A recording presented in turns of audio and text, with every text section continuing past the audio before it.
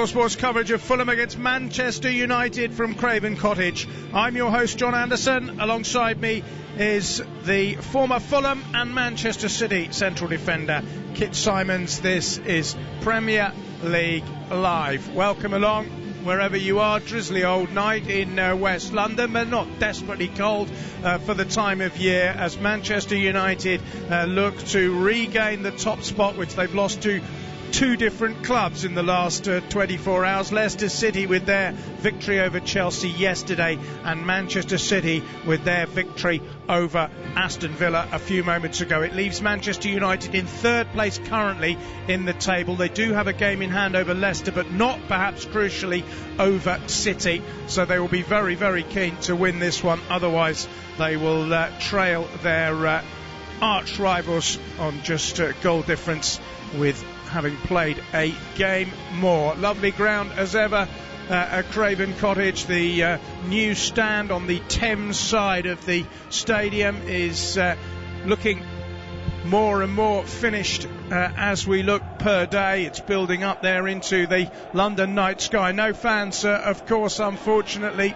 It goes on, but at least we have an entertaining fixture to occupy our minds for the next couple of hours or so. Two enforced changes for Fulham, with suspensions affecting both Bobby De Cordova-Reid and Anthony Robinson. In come Ruben Loftus-Cheek and Joe Bryant. United 3 changes from the team in that disappointing game against Liverpool at the weekend. Marcus Rashford, Victor Lindelof and Scott McTominay start this one on the bench, as Edinson Cavani, Mason Greenwood and Eric Bailly all come in. The referee today is an experienced man in the middle. It's Martin Atkinson. Fulham with a 5-4-1 formation. United 4-2-3-1. United in their traditional red and white strip. Fulham, of course, wearing white and black.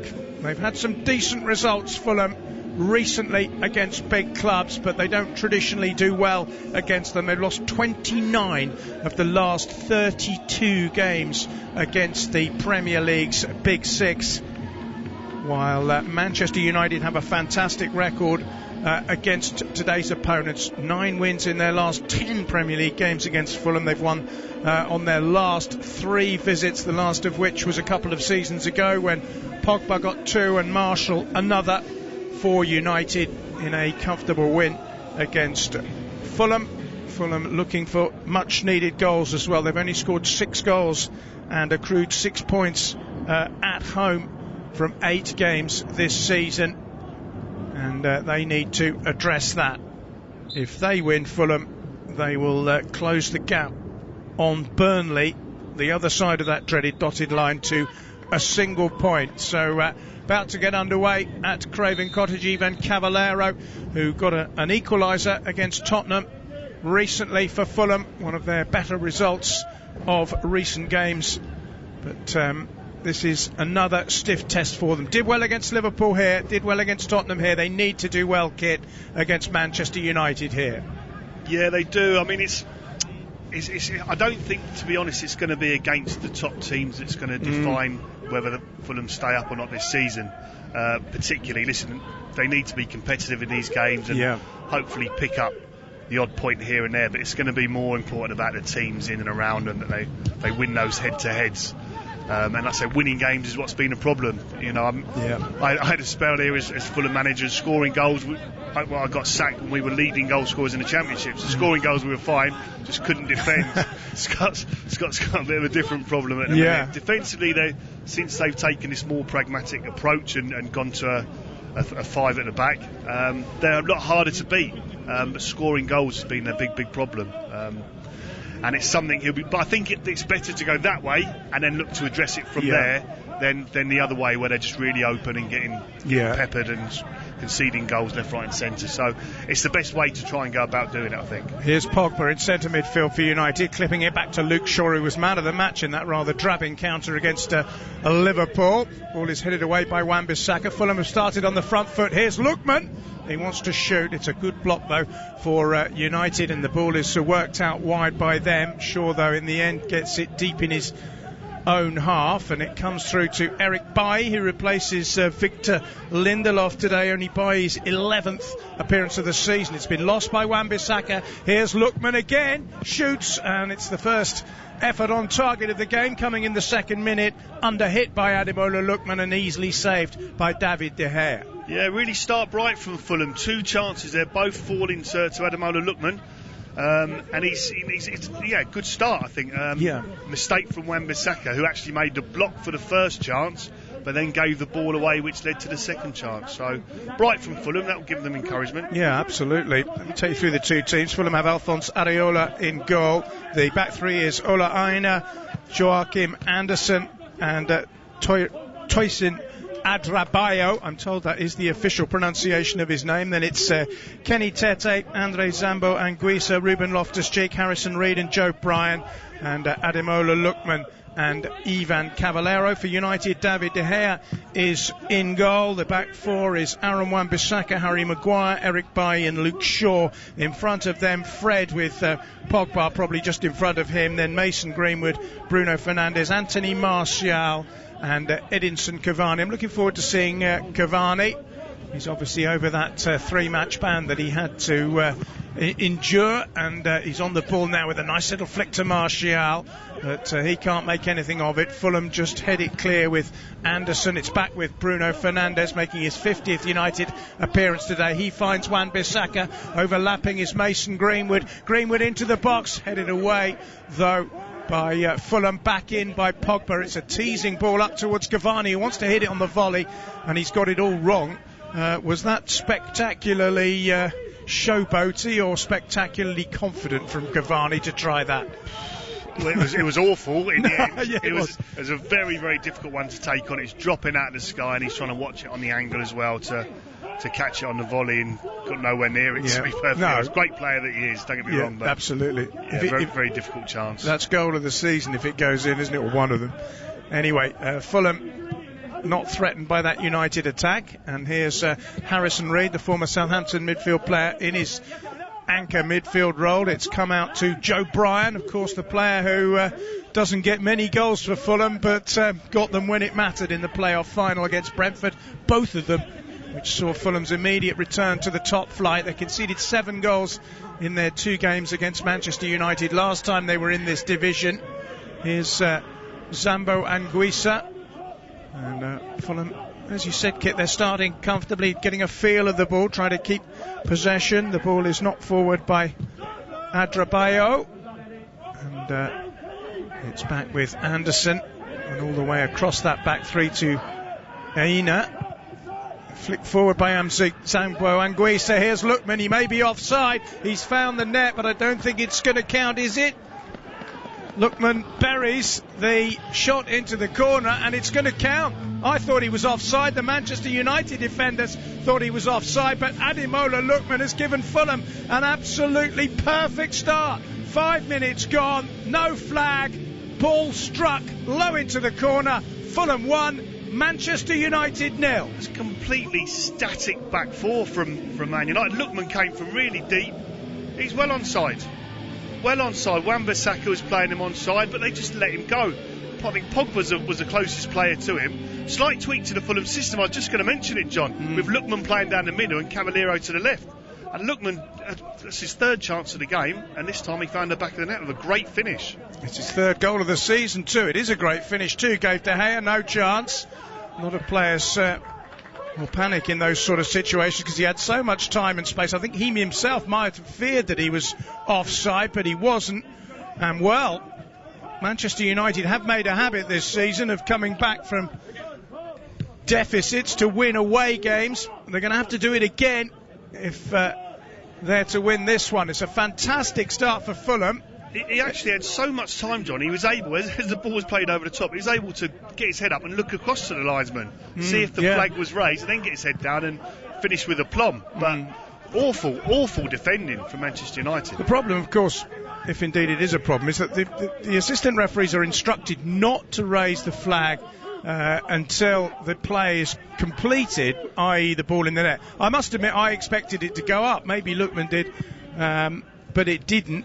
So it's difficult for the club. And I suppose as a striker, what you do is you stick it in the net and then worry about all that later. Absolutely. And as a manager, that's what you'd be telling your players to do. You know, just keep going, play to the whistle, both defensively and offensively. And certainly Lookman did that from a Fulham perspective, but the United backline just stopped. Yeah, they did. Apologies if the commentary didn't sound over dramatic there, because I must admit I was expecting a flag, but it didn't come, and Fulham are very, very happy that it didn't come at any stage, and they have a lead. Well, goodness me, here's Lookman again, I like Lookman, he's been terrific. Certainly the last time I saw Fulham was the game against Tottenham, where he didn't start, but he came on and he made a real difference. And there we've got in front of us on our monitors confirmation that Aaron Wan-Bissaka is clearly playing Lookman onside, and it's a good goal.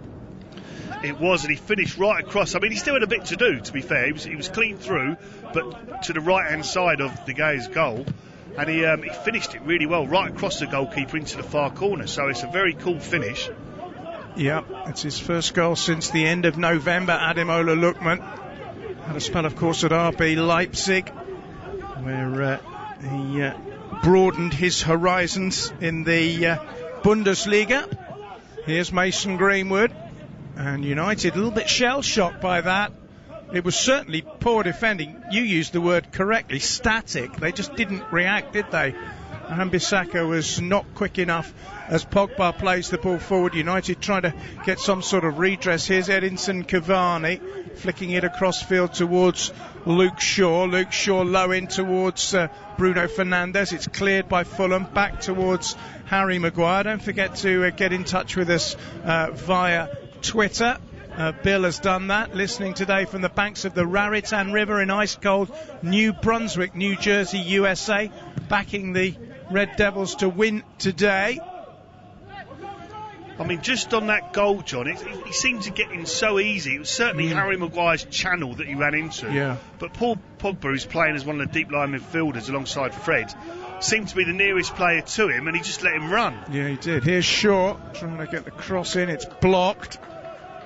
So for all we're saying, this is a real offensive United lineup, which it is. They've got to do the defensive side of the game first, and they didn't do it. And Lookman, who started the game absolutely on fire, punished them. Yeah. Here's Luke Shaw for United. Finds Fred just inside the box. He's gone down. Definitely looking for a penalty. Definitely not getting it. Fulham counter-attacking at the other end, and that's a foul by Pogba, which might draw an early yellow card for the Frenchman. It does indeed.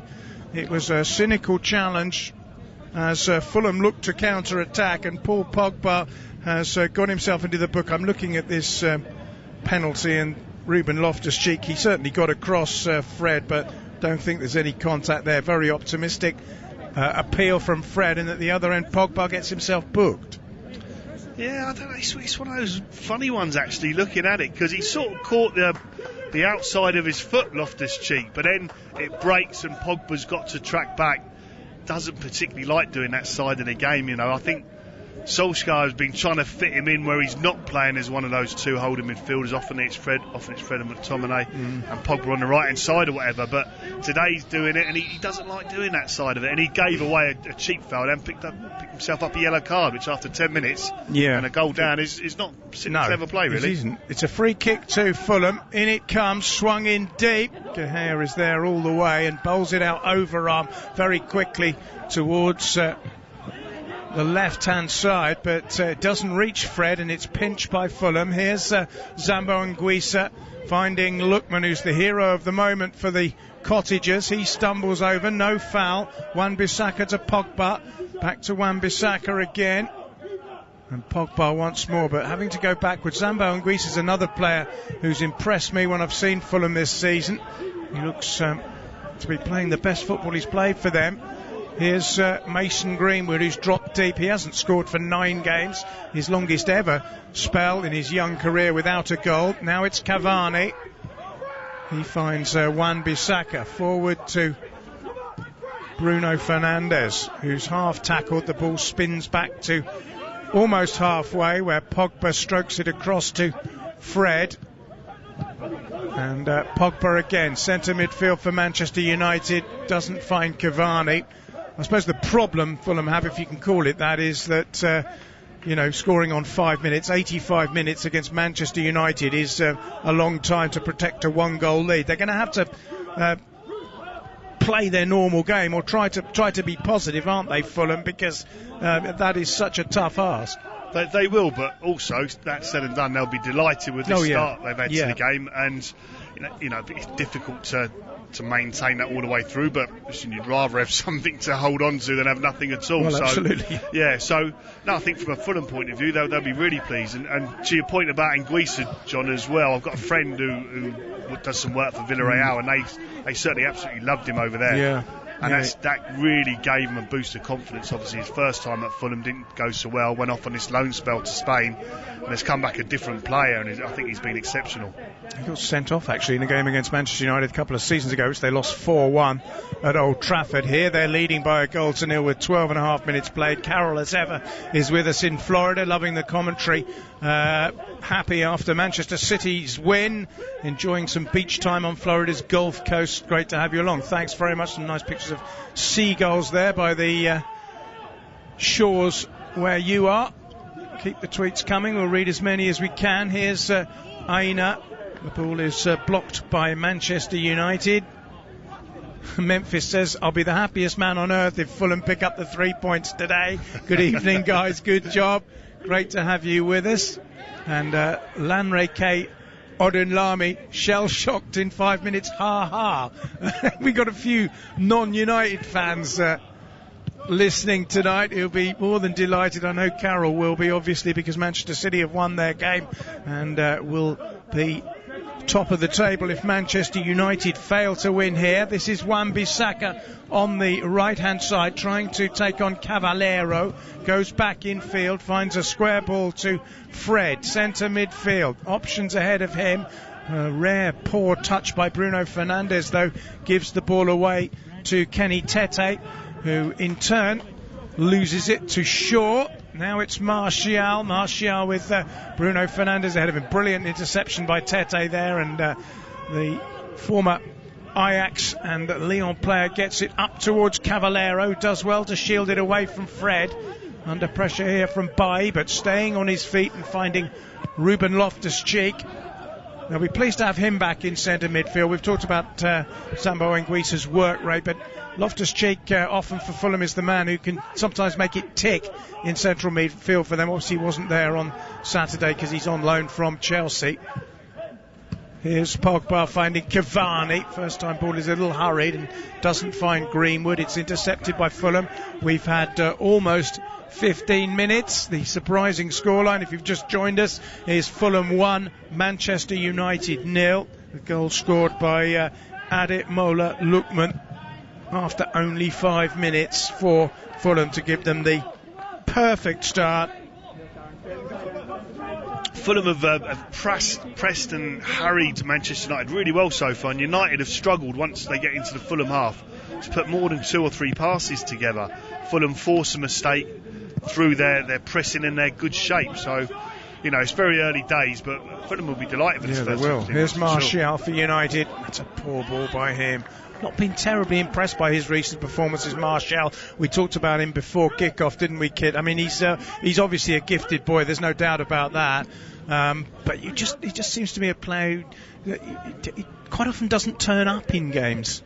Well, he frustrates because I think people know how good he can be. But that's a little bit Man United. Pogba, very similar type thing. Obviously top talent on his day, but sometimes he doesn't have his day, and then even in this game so far, he's given the ball away 3 or 4 times, really, really cheaply for simple, basic passes, like unforced errors, which, to be as good as he could be, he can't do that sort of thing. He's got to really push himself and do the simple things well, and then every now and then that bit extra, fantastic. But sometimes he looks sloppy and not interested. Yeah, I agree. Here's Anderson out to Aina.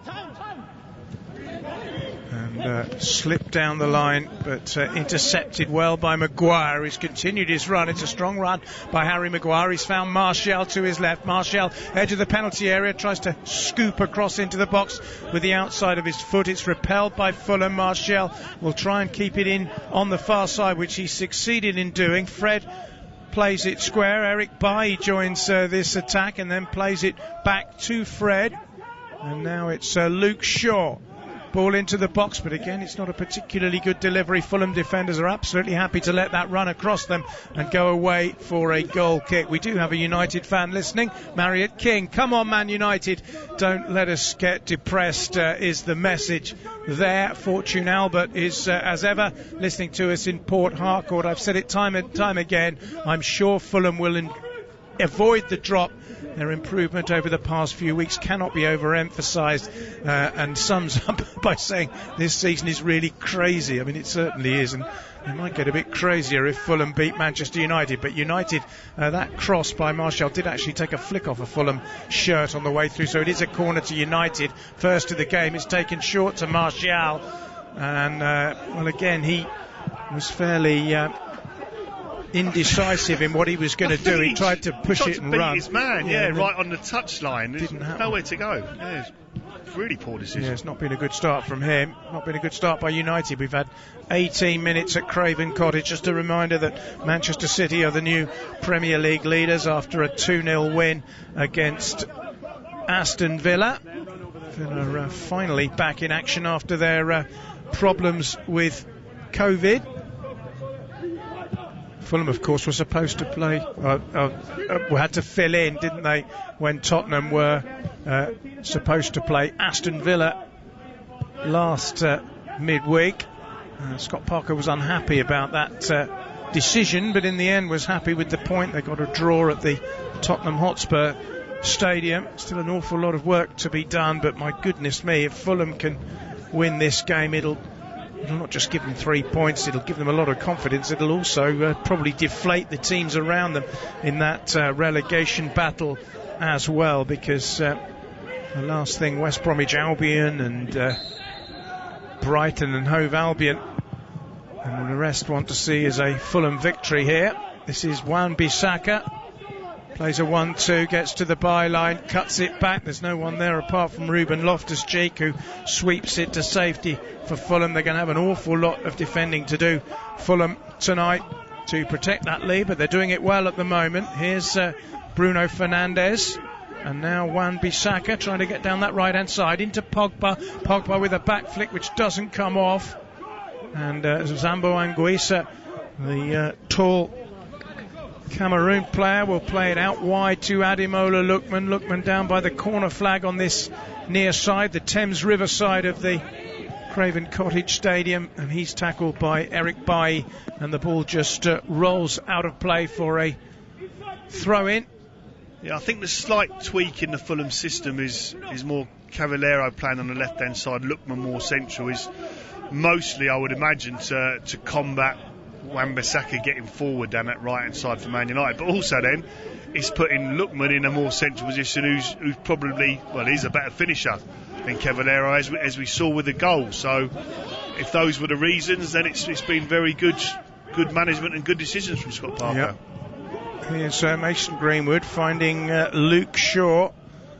United with 20 minutes on the clock down the left-hand side. That's a clever bit of play by Martial, who's released Shaw, who's running at pace, but checked by Aina. He still has possession, Shaw, and he just teases it into midfield for Fred. Now it's Fernandes off the post. Oh, it was very, very unlucky. Bruno Fernandes with his left foot fired hard and low from 20 yards.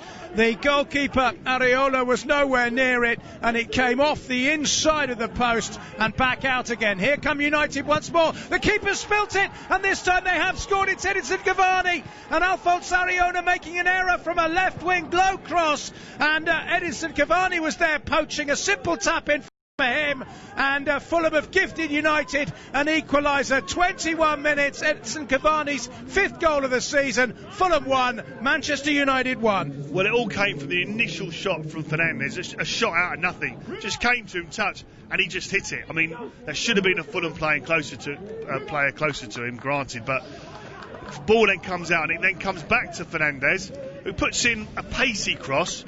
But Areola, who I think's been excellent, has got to do better, and he should be holding on to this quite comfortably. And he just palms it out into the middle of his goal, straight onto Cavani's left foot, who just sweeps the ball home. but it's really, really poor goalkeeping. It's a big mistake from the keeper. But the initial thing came from a brilliant strike from Bruno Fernandes. I agree. I mean, Bruno Fernandes' strike deserved to go in, really. But, I mean, you have to say that's a schoolboy error from the keeper. And you're right, he has been terrific for Fulham. He's only conceded 4 goals in his previous 6 games, but he made an absolute dog's dinner of that. It was a simple claim. There was no one in a red shirt really anywhere near him. Sure, yes, it was a probing ball in from the right, but he will be furious, the keeper. And United, without playing particularly well, have got themselves level and will look to press home the advantage. Fernandes again! And this time it is a very good save from Areola, diving to his right-hand side to push it round the post for a corner. It was almost from an identical spot from where he hit the post. This time it was his right foot. Shows how good he is off both feet, and this one was heading in, but Areola, who made a horrible error for the goal, has atoned for the time being. United have a corner. It's amazing how games can change so quickly, John. Yeah. You know, Fernandes hadn't had a kick for the first 20 minutes, and suddenly he has a great strike that hits the post, comes up, puts in a wicked cross that leads to the goal, and he just had a really good shot that saved, leading to a corner now. Corner to United, outswinger, strong header away though by Anderson. It'll come back to Shaw, who took the corner, who nods it back to Fred. And worryingly for Fulham, with the midway point in the first half having been reached, the game is now being played almost exclusively in their half. Here's Pogba. Poor ball again from him. It's not the first time he's given it away tonight. And Fulham rather penned in at the moment. They've lost it on this near side, but there is going to be a free kick for a foul by Edinson Cavani. Of whom DWD says, listening in Arlington, Texas, come on United, Cavani will get a brace. That means scoring 2 in a game. He's got 1 already, and it was gifted to him by a goalkeeping error, and he was on the spot to tap in as the Fulham almost give it once. How many times has Paul Pogba given the ball away in this opening 23 minutes? He's really not on it at the moment at all. But if you're a manager, Scott Parker, what can you do? You set them up the way you think you need to play one of the best teams in the country. You get an early goal, and then the goalkeeper makes a horrendous error. Here's Cavallero, though, coming forward for Fulham. And no errors from De Gea. He's out to pluck the ball out of the air. There's nothing you can do as a manager about goalkeeping mistakes like that. No, it's so frustrating sometimes. You do your work during the week and everything's gone, you know, game plan all set up that the players all understand and know, and then individual errors can just cost you, and there's absolutely nothing you can do. It can be the most frustrating and at times loneliest job in the world, John. Absolutely. Here's Luke Shaw on the far side, finding Harry Maguire on halfway. That will give United an injection of impetus, you would think, as they look to get a goal which would put them ahead before half time. Now it's Fernandes trying to play a 1-2 with Wan-Bissaka, but Joe Bryant has got there and nicked the ball out of play. Interesting family, the Bryans. His dad is a heart surgeon at a hospital in Bristol, and his sister is a Great Britain international pole vaulter. So it's a talented family. Here's Fernandes low into the box. It's scuffed away for Fulham by Anderson. Keith's Life is with us, sitting in Miami traffic, watching empty cruise ships dock while listening to you. At least United are bringing some joy today by going behind so early. He wants to get their fans back to mid-table reality. He's also is that a Porsche? I'm not very good on cars. He's shown us a picture of his steering wheel. He's flaunting his posh car, sports car, looks like. Just seen the steering wheel, but it looks like a nice one. I think it's a Porsche or a Porsche. Anyway, here it's 1-1 with 25 minutes played. United on the attack with Wan-Bissaka finding Greenwood. He's quickly dispossessed though. Cavallero finds Zambo Anguissa. Tries to run the ball through the midfield and finds Harrison Reed. Nice turn by him. And then manages to find Cavallero. Lookman's on the run, but the attentions of Bailly. He forced the ball out of play. It's a throw-in to Fulham. And Fulham have had a miserable run against Manchester United in recent seasons. They've only won they've lost 9, I should say, of their last 10 meetings with United. The last time they beat them was back in 2009. And they've lost their last 3 against them here at Craven Cottage. Only the second time through Lookman's goal that they've scored in any of those 4 games, including this one. Here's Maguire pushing the ball up towards Fernandes. Manchester United, by contrast, have now got their 23rd away goal of the season.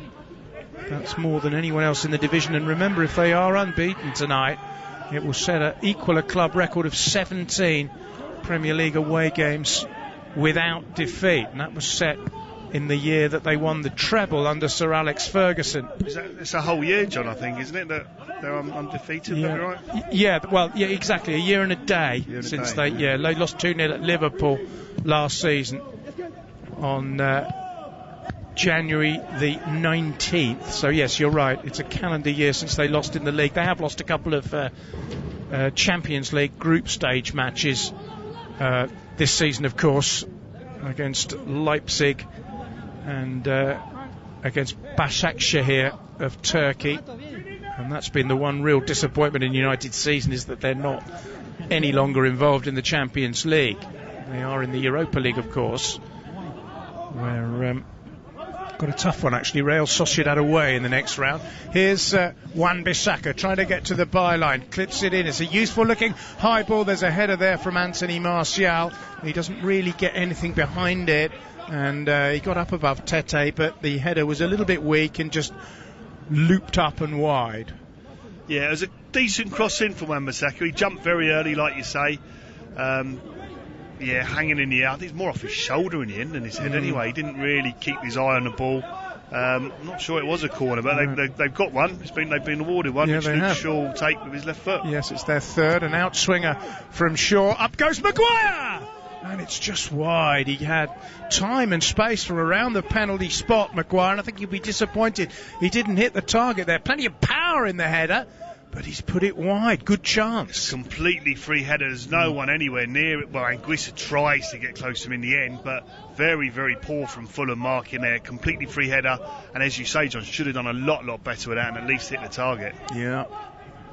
Keith is cursing himself now for being a happy neutral fan. He claims that his dissing of Manchester United has caused their equaliser. Meanwhile, Eddie Murphy Juices says Cavani should be given a run of matches by the manager. He's so good, he'll get a hat-trick tonight.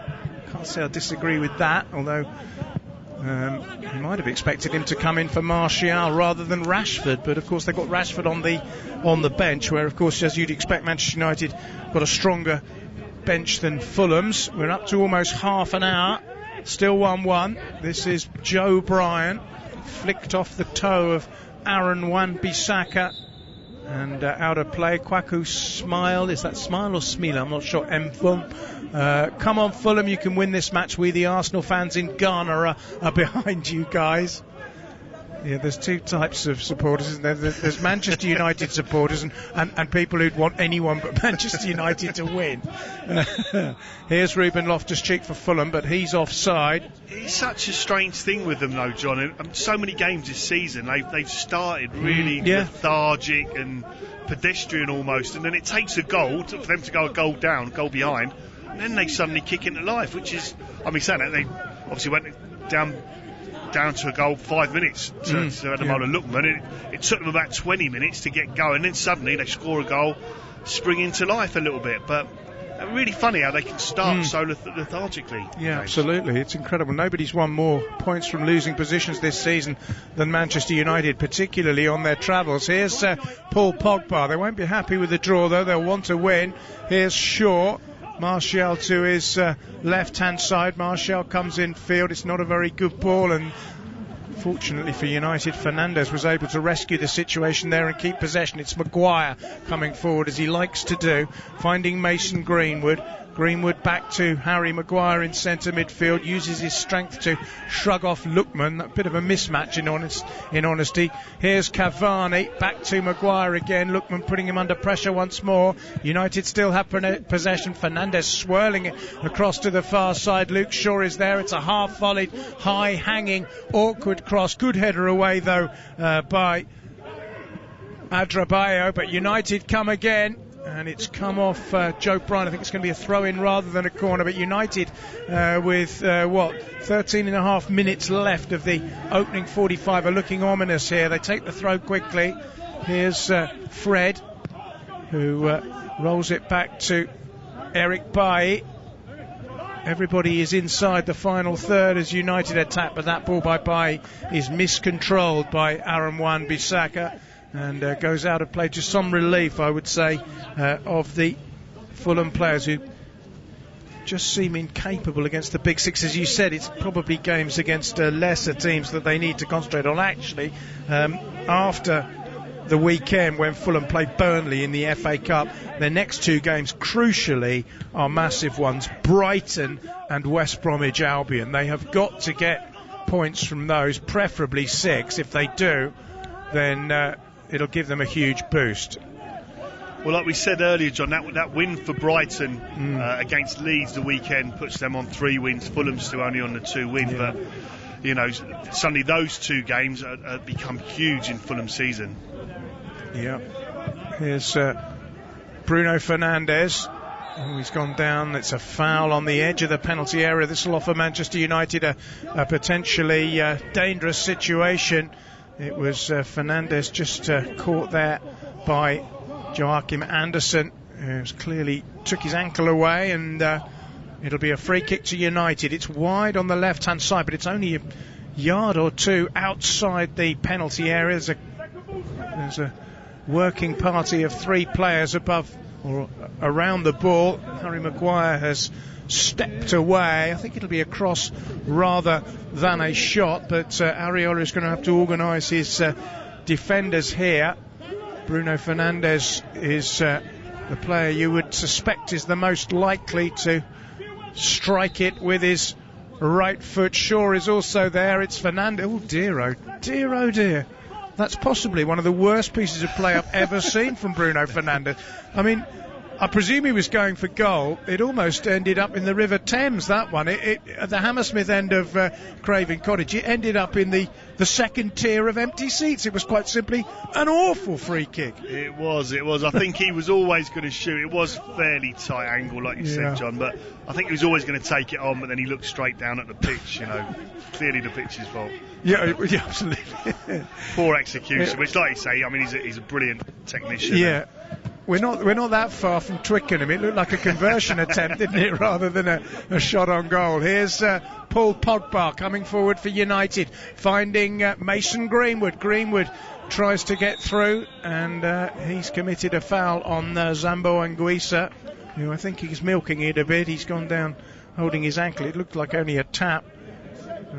Well, actually, barged into it. It's a little bit harsh. I think Greenwood gets clipped first. Yes, I thought he did initially. And he got fouled and then sort of fell into Anguissa. So a little bit unlucky there, I think, Mason Greenwood. But he's been very quiet so far. Yeah, he has. We've hardly spoke about him or mentioned his name at all, I don't think. No, he's been quiet this season generally, Mason Greenwood. When you think about the impact he had in the last game, he's only got 3 goals in 22 games this season. I don't know whether it's connected, but he doesn't seem to be the same player since he was sent home from that England trip to Iceland, having made his debut. Here he is on the ball now, and he's found Cavani into the box. It was an inviting looking cross, but there wasn't really enough red shirts forward. That's good play on the far side by Fulham to get the ball forward to Ruben Loftus-Cheek, who finds Zambo Anguissa. In slides Harrison Reed, who finds Joe Bryan. And hang on, the player's been stopped because there's an injury on the far side to Kenny Tete, I think, who's being attended to by Bruno Fernandes. It was a very good clearance, and Fernandes, unfortunately and completely accidentally, just went over the top, and his studs landed on Kenny Tete's side, causing that injury and the first real stop in play. Yeah, it's completely unintentional from Fernandes, like you say. Just a bit of a bundle over the far side. Luke Shaw came flying in as well, 3 players, and yeah, completely unintentionally Fernandes trod on him, but he looks like he's okay now. He's absolutely fine. Tete back on his feet, just rubbing his side, sore rather than anything else. Here's Harrison Reed. 9 minutes to go to half time. Fulham 1, Manchester United 1. Just a reminder that Manchester City are the current leaders of the Premier League after their 2-0 win against Aston Villa. Bernardo Silva and Ilkay Gundogan penalty.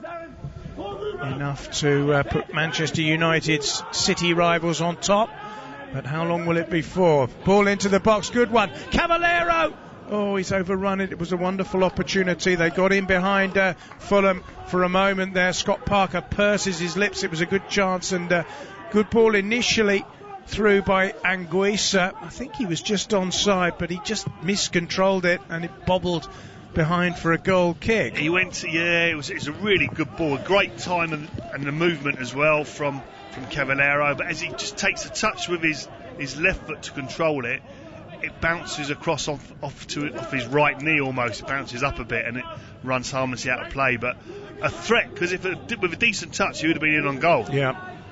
It's a throw into Manchester United at the other end of the field, level with the edge of the penalty area on the far side. Luke Shaw takes it, finds Martial, back to Shaw. Shaw has to negotiate his way around Loftus-Cheek and finds Maguire. Maguire finds Bailly. Maguire again, nice little back heel that, and Shaw is trying to wriggle away from his man. He looks a man reborn, Luke Shaw, doesn't he?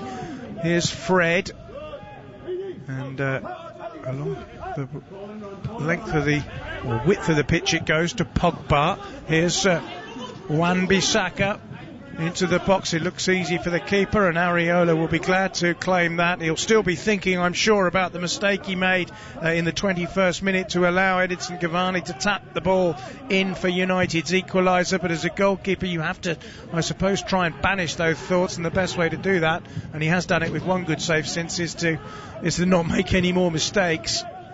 Absolutely. Just back to your point about Luke Shaw, I think since Alex Telles has come in, Shaw's just had a new lease of life and really taken on. Right, someone's after my spot. I'm going to show them. I'm going to fight for it and make it my own, and that's what he's done. So fair play to him. He was man of the match against Liverpool. He looks good going forward and going back. Was this a potential risk by the goalkeeper who tried to clip it out wide? He got it there in the end, but didn't miss Bruno Fernandes by much. It's a little bit of a heart-in-mouth moment, I think, for Scott Parker and Fulham fans. It's gone to sleep a little bit, the game, in terms of attacking opportunities in the last couple of minutes or so. 6 minutes to go to half-time. Scott Parker is standing right next to Joe Bryan, the Fulham player who's taking this throw-in. It's taking a while to get the ball back in play. He does finally, and United clear, and here's Fred in centre midfield. Here's Martial now finding Shaw once again just inside his own half, pushing and probing, finds Martial on that far side. Tete is in attendance, so Martial has to come back to Harry Maguire. 70% Manchester United possession in the last 10 minutes. Maguire drives it forward, headed infield by Shaw, but Tete has got the measure of that. He's right by the corner flag on the far side. United have won it back, but only for a split second, as Anderson gets it away, and the ball goes out of play for Fulham. 5 minutes to go to the interval. Ole Gunnar Solskjaer in a dark zip-up padded Manchester United anorak is sitting with his arms crossed in the dugout. I don't think he'll be massively impressed with what he's seen for his team so far. They were a bit lucky to get the equaliser. They haven't been on top of their game yet, United. But they've given the ball away here, and suddenly here's a chance for Lookman to get forward, and he's drawn a foul from Fred. Chris is coming, repent. Hello, good evening, guys. Manchester United with one. That's Stevenson from Ghana, just coming back from church. Goodness me. On a Wednesday. It's a very devout man there in Ghana, Chris. Another Manchester United fan who's hoping that, I presume you're a United fan, is hoping that they will get themselves ahead. Possibly before half-time, although Fulham have a free kick. Scored early in the first half. Can they score early in the second? Decent opportunity. I think just getting a little bit frustrated there, Fred. He's having to do an awful lot of the defensive work for Manchester United in that holding role because he's not getting a lot of help from Pogba. Tete into the box, headed away by Martial, only as far as Zambo Anguissa. And Fulham have it now with Kenny Tete on the far side, just midway inside the Manchester United half. His cross into the box. There's a header there by Tosin Adrabayo, but it was ambitious. He was almost on the edge of the penalty area, and it didn't cause any problems for David De Gea. Long ball forward by Manchester United is intercepted by Adrabayo in his more customary defensive role. Here he is on the ball now, a tall figure who plays it square across the edge of the penalty area. Zambo Anguissa has it now, and it's cleared by Areola. Shaw wins it back for United. Here's Pogba, touch back to Fred square to Aaron Wan-Bissaka, looking again to attack that right hand side, but he's got to get past Lookman, who's quick, but he's done that. It's a useful looking cross. Martial's at the far post. It's cleared by Fulham up to halfway, but Fulham are going to have a rather anxious 3 or 4 minutes before referee Martin Atkinson blows his half-time whistle, you fancy. This is Fred square to Pogba, who's on the lip of the centre circle and plays it out to Shaw on the far side. Shaw's cross for United. Martial's there. Well, it's a better header by him this time, but still not an accurate one. And it loops over the crossbar, but United at least creating a chance there with Martial, but he couldn't take it. Yeah, he just tried to get in between 2 of the 3 Fulham centre-backs. Again, jumped quite early. Decent, solid contact, but just a little bit too much and over the bar. But a bit better from Martial. Stevenson's confirming he is a Manchester United fan, so he'll be, having left church, he'll be continuing to pray for a Manchester United victory, which at the moment has been beyond them so far. A trail to an early Ademola Lookman goal when the whole of the United back four thought he was offside, and he wasn't. And they equalised when Edinson Cavani pounced on a dreadful goalkeeping error by the French keeper Alphonse Areola and tapped it into the net. We got a view of the scaffolding surrounding much of the new stand at Fulham. It looks like one of those stages at a rock festival like Donington or something. Here's Aaron Wan-Bissaka down the line towards Mason Greenwood, who's not going to get there. It's shepherded out by the tenacious Joe Bryan. As you said, Greenwood hasn't really got into the game at all. He's still only 19, you have to remember, but he's only got 1 goal in his last 15 games. As I mentioned before, I don't know whether that England situation affected him. It certainly didn't affect Phil Foden, who was the other player involved. They broke COVID protocols on an England trip to Iceland, in which they made their debuts but then were sent home, and Foden seems to have put it behind him. Greenwood arguably less so. He just looks a bit subdued, doesn't he? Yeah, he certainly does, and you know, he was such a live wire last season, and you know, took shots on from almost anywhere with like real low back lift, and you fancied him to score most of the time because he's such a clean striker of the ball, and just something's just missing from his game this season. So let's say he's still very, very young though, and you know, for what he's done so far in his career, he can be very proud, but he certainly wants to kick on now. He's on the ball now with a useful ball towards Fernandes. It's well defended by Fulham, but they've given it away ahead to Mason Greenwood. Into the box he goes. It's Mason Greenwood onto his left foot. The shot is blocked brilliantly by Adrabayo, and that was just a glimpse of how he can very quickly manoeuvre himself a position. It was good defending in the end. Ole Gunnar Solskjaer, who knows a thing or two about finishing, said that Mason Greenwood's the best natural finisher at the club. Certainly he can hit the ball beautifully off both feet, but he just showed a glimpse there of a little bit more intent.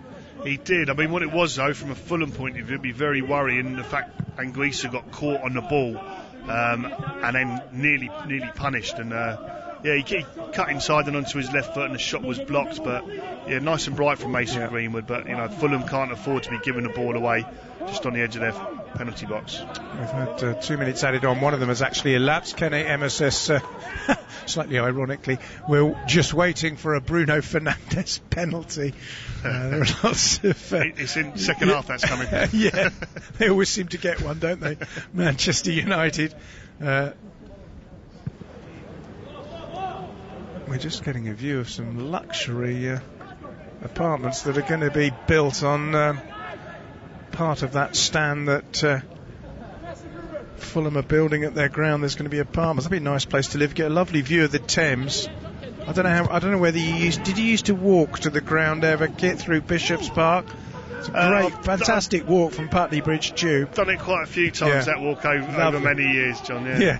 Here's Mason Greenwood finding Paul Pogba. One possible chance maybe for United to get a chance, but Pogba's dithered on the ball and lost it, and Fulham have cleared it only as far as Wan-Bissaka, but that is half time. So Fulham will be pretty happy with the way things stand, other than the fact that they let United cheaply back into the game. They started brilliantly. Ademola Lookman scoring a terrific goal with less than 5 minutes played, but then a moment after Bruno Fernandes had hit the post, Areola fumbled across by Shaw, and Edison Cavani took advantage, side-footing in from close range to make the half-time score at Craven Cottage. Fulham 1, Manchester United 1 on Premier League Live. Talk Sport. 20 years old and still not able to make a cup of tea. That's a great starting point, I think.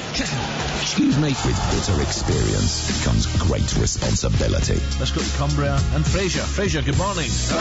Hello. Fraser, get out of that lane. The nation's first and best commercial sports radio station. Live, lubricated and legendary. 20 years of Talk Sport.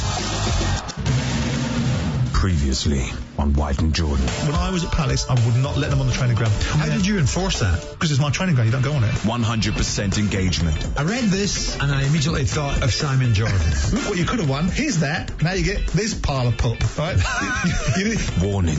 Dangerous opinions ahead. Jim White versus Simon Jordan. Disagree to disagree continues weekday mornings from 10 on Talk Sport. Talk Radio. Your trusted 24-hour resource for breaking news and non-stop conversation. We've reached a perilous turning point. Unparalleled radio for unprecedented times. Doing nothing in the face of this quite rapid spread now is not an option. Online, on DAB, and on the Talk Radio app. Talk Radio.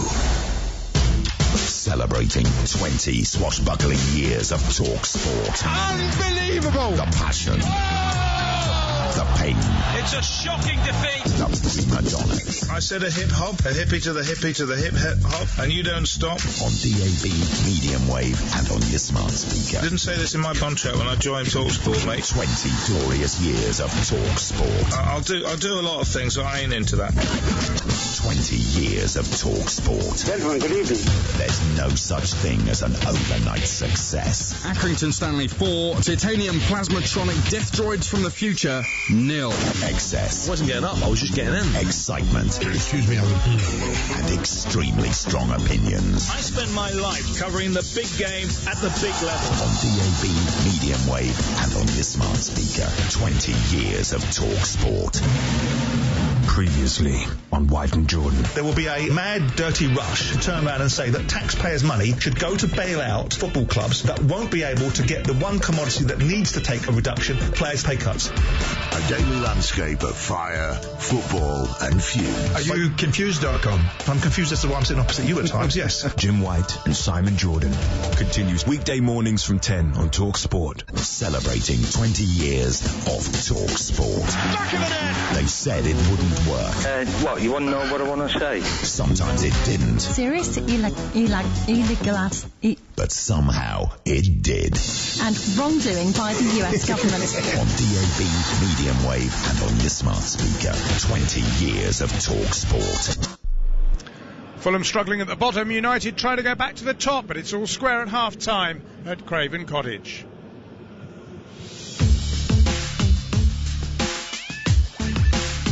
forward by Zambo Anguissa. Here's Lookman. He may be offside. He's found the net, but I don't think it's going to count, is it? He's well onside. Well onside. Wan-Bissaka was playing him onside, but they just let him go. I think Pogba was the closest player to him. And it's going to count. I thought he was offside. The Manchester United defenders thought he was offside, but Ademola Lookman has given Fulham an absolutely perfect start. 5 minutes gone, no flag, ball struck low into the corner. Fulham 1, Manchester United 0. Here come United once more. The keeper spilt it, and this time they have scored. It's Edinson Cavani, and Alphonse Areola making an error from a left wing low cross, and Edinson Cavani was there poaching a simple tap in for him, and Fulham have gifted United an equaliser. 21 minutes, Edinson Cavani's 5th goal of the season. Areola, who I think's been excellent, has got to do better, and he should be holding on to this quite comfortably. He just palms it out into the middle of his goal, straight onto Cavani's left foot, who just sweeps the ball home. Fulham 1, Manchester United 1. Well, that's the way it is at the interval. Perfect start for Fulham, but they'll be disappointed in the way that they gifted United an equaliser. But, on the balance of play, Kit, 1-1, probably fair scoreline. Fulham started brilliantly, and United were a shambles at the back when the goal went in, and that was just desserts for Fulham's positive start. Yeah, it was. I mean, Lookman had 2 shots before he got the third one and the goal, so they'd had warnings. Manchester United, they were lacklustre for the first 20 minutes or so, to be perfectly honest. Then they sprung back into life, but like I say, I think 1-1 was probably a fair result at half time, although Fulham have probably had the better play overall with the first 20 minutes taken into account, but United have had the better chances. The complete free header from a corner by Harry Maguire, he should have really hit the target. Fernandes had a right foot shot just after the goal, so they probably had the better clear-cut chances, but Fulham have looked dangerous on a couple of occasions as well. So yeah, they have. I mean, United haven't been great, have they? And the way they got back into the game was really rather more down to a mistake than anything they did of any great note. Yeah, it was. I mean, Fernandes had a brilliant strike out of nothing that hit the post, came back out, looked like to safety from a Fulham point of view.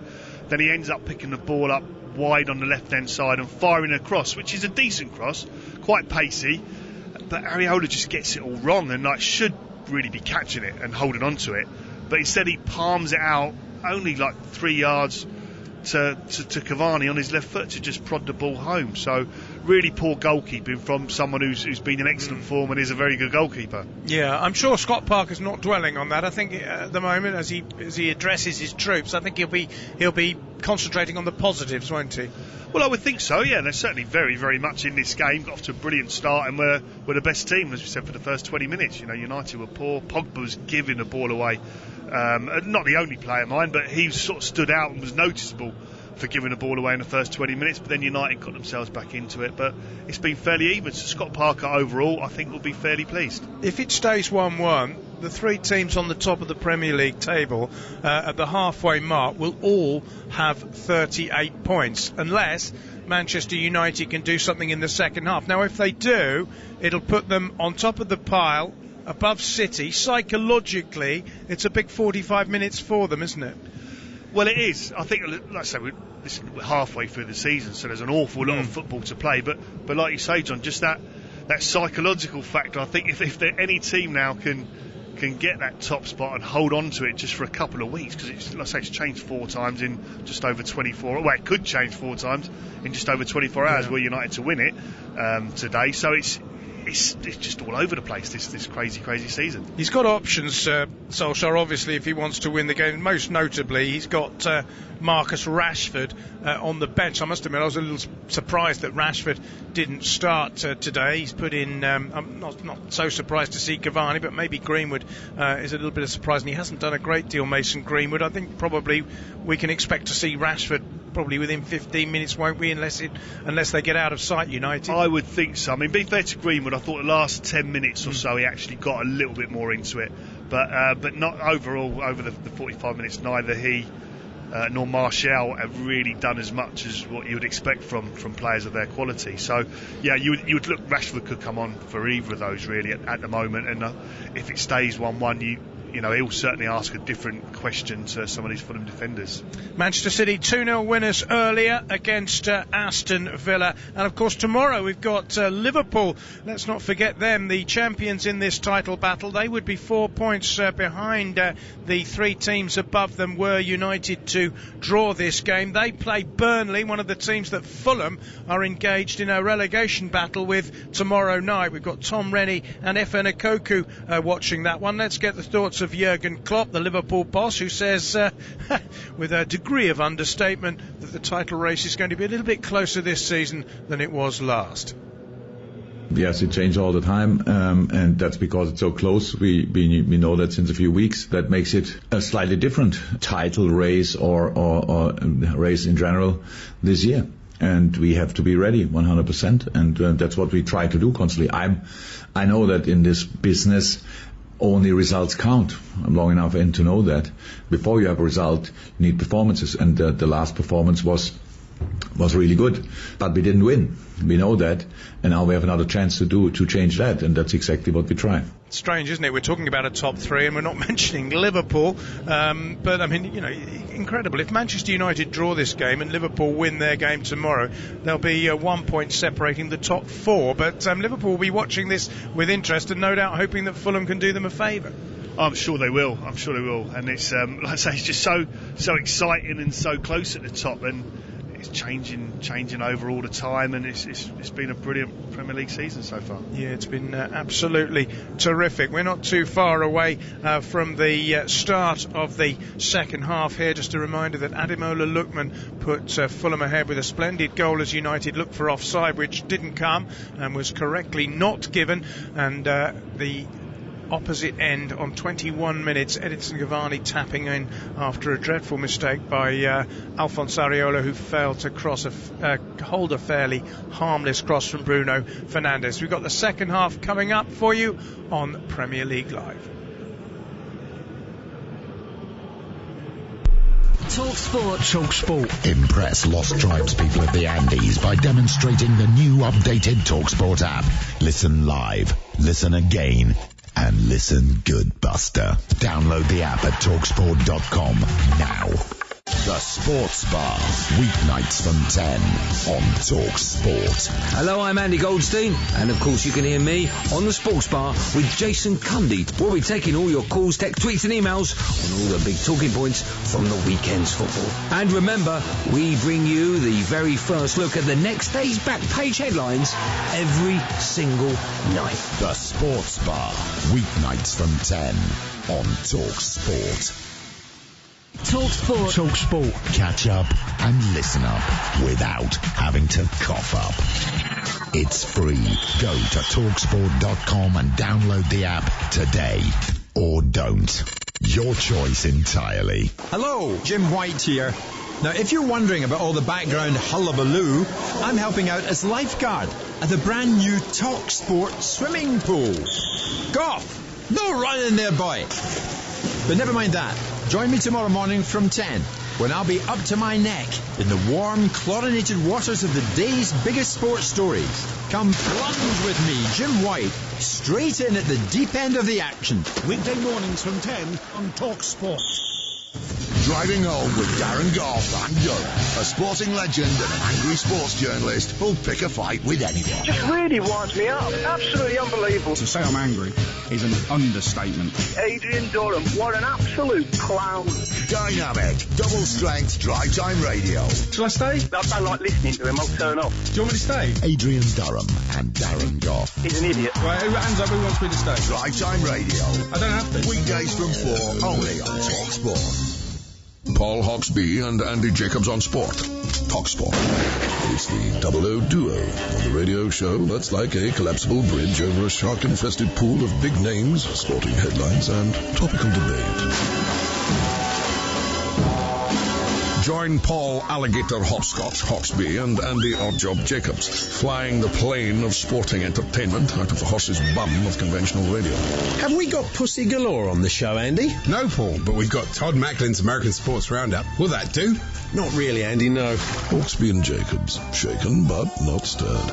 Weekday afternoons from 1 on TalkSport. TalkSport. Confuse bookmakers, impress football agents and entertain the kids with the improved TalkSport app. Totally fun, totally free, totally football. Download it now from TalkSport.com. Hey, kids, take my mobile and go over there and play or something. Don't press the button that says Tinder. TalkSport. You're listening to TalkSport's coverage of Fulham against Manchester United from Craven Cottage. I'm your host, John Anderson. Alongside me is the former Manchester City and Fulham defender, Kit Simons. You're listening to Premier League Live as Manchester United emerge from the tunnel underneath the famous cottage that gives the famous old ground its name. Ole Gunnar Solskjaer will have been the less pleased of the two managers at half-time with the score at 1 apiece. Scott Parker, I'm sure, was telling his Fulham players that if they continue in the same vein, they could win this game. It certainly hasn't been a blockbusting performance by any means from Manchester United. They'll be looking to improve in the second half if they are indeed to go above Manchester City and reclaim the top spot on this bizarre merry-go-round of Premier League table toppers. I think I said in the preview, change hands more often than an Olympic relay baton, and it's just every time you look at the table there's a different team on top. City haven't been there for a while, but they are at the moment on goal difference from Leicester, who were winners last night. Manchester City's goal difference is significantly better than Manchester United's, and they have or will have played one fewer game. Scott Parker walks out to the middle with his black jacket zipped up. It's quite a long way across from the corner of Craven Cottage to the dugouts. No changes that I can see from either of the two managers at half-time, so we're going to be as we were. Fulham, of course, without two suspended players, Bobby De Cordova-Reid, who's been playing in a variety of positions, wing-back and support striker in recent weeks. He's picked up 5 yellow cards and is missing, as of course is Anthony Robinson, the United States player who was sent off against Chelsea, and rightly so, for a dreadful challenge. He'll miss 3 games, of which this is the first. United in red, Fulham in white, who will be celebrating at the end of these 45 minutes. Martin Atkinson, the referee, about to get us back underway at Craven Cottage. We had an explosive start to the first half with Lookman scoring early for Fulham. What will we get at the beginning of the second as United get us back underway? Fulham have Afonso Areola in goal, a back three of Ola Aina, Joachim Andersen and Toisin Adrabayo. The midfield is Kenny Tete, Andre Zambo Anguissa, Ruben Loftus-Cheek, Harrison Reed and Joe Bryan, and then the goal scorer Ademola Lookman just behind Ivan Cavallero up front, although they do tend to swap positions. United have David De Gea in goal, who once played in a European final against Fulham for Atletico Madrid. It was the Europa League in 2010 and he won that competition. He's in goal. The back four is Aaron Wan-Bissaka, Harry Maguire, Eric Bailly and Luke Shaw. In front of them, Fred and Paul Pogba, then Mason Greenwood, Bruno Fernandes, Anthony Martial, and United's goal scorer tonight, Edinson Cavani. The ball is on the edge of the Fulham penalty area. Back it goes to Areola, who sweeps it up towards halfway. It's headed back by Wan-Bissaka. Fernandes can't control it. Zambo Anguissa finds Ruben Loftus-Cheek. England international, but not for a few seasons now. Back in the team after missing the Chelsea game, because of course he's on loan from Fulham's West London neighbours. Fulham, Kit, will be looking to start the second half in the positive way, I guess, that they started the first.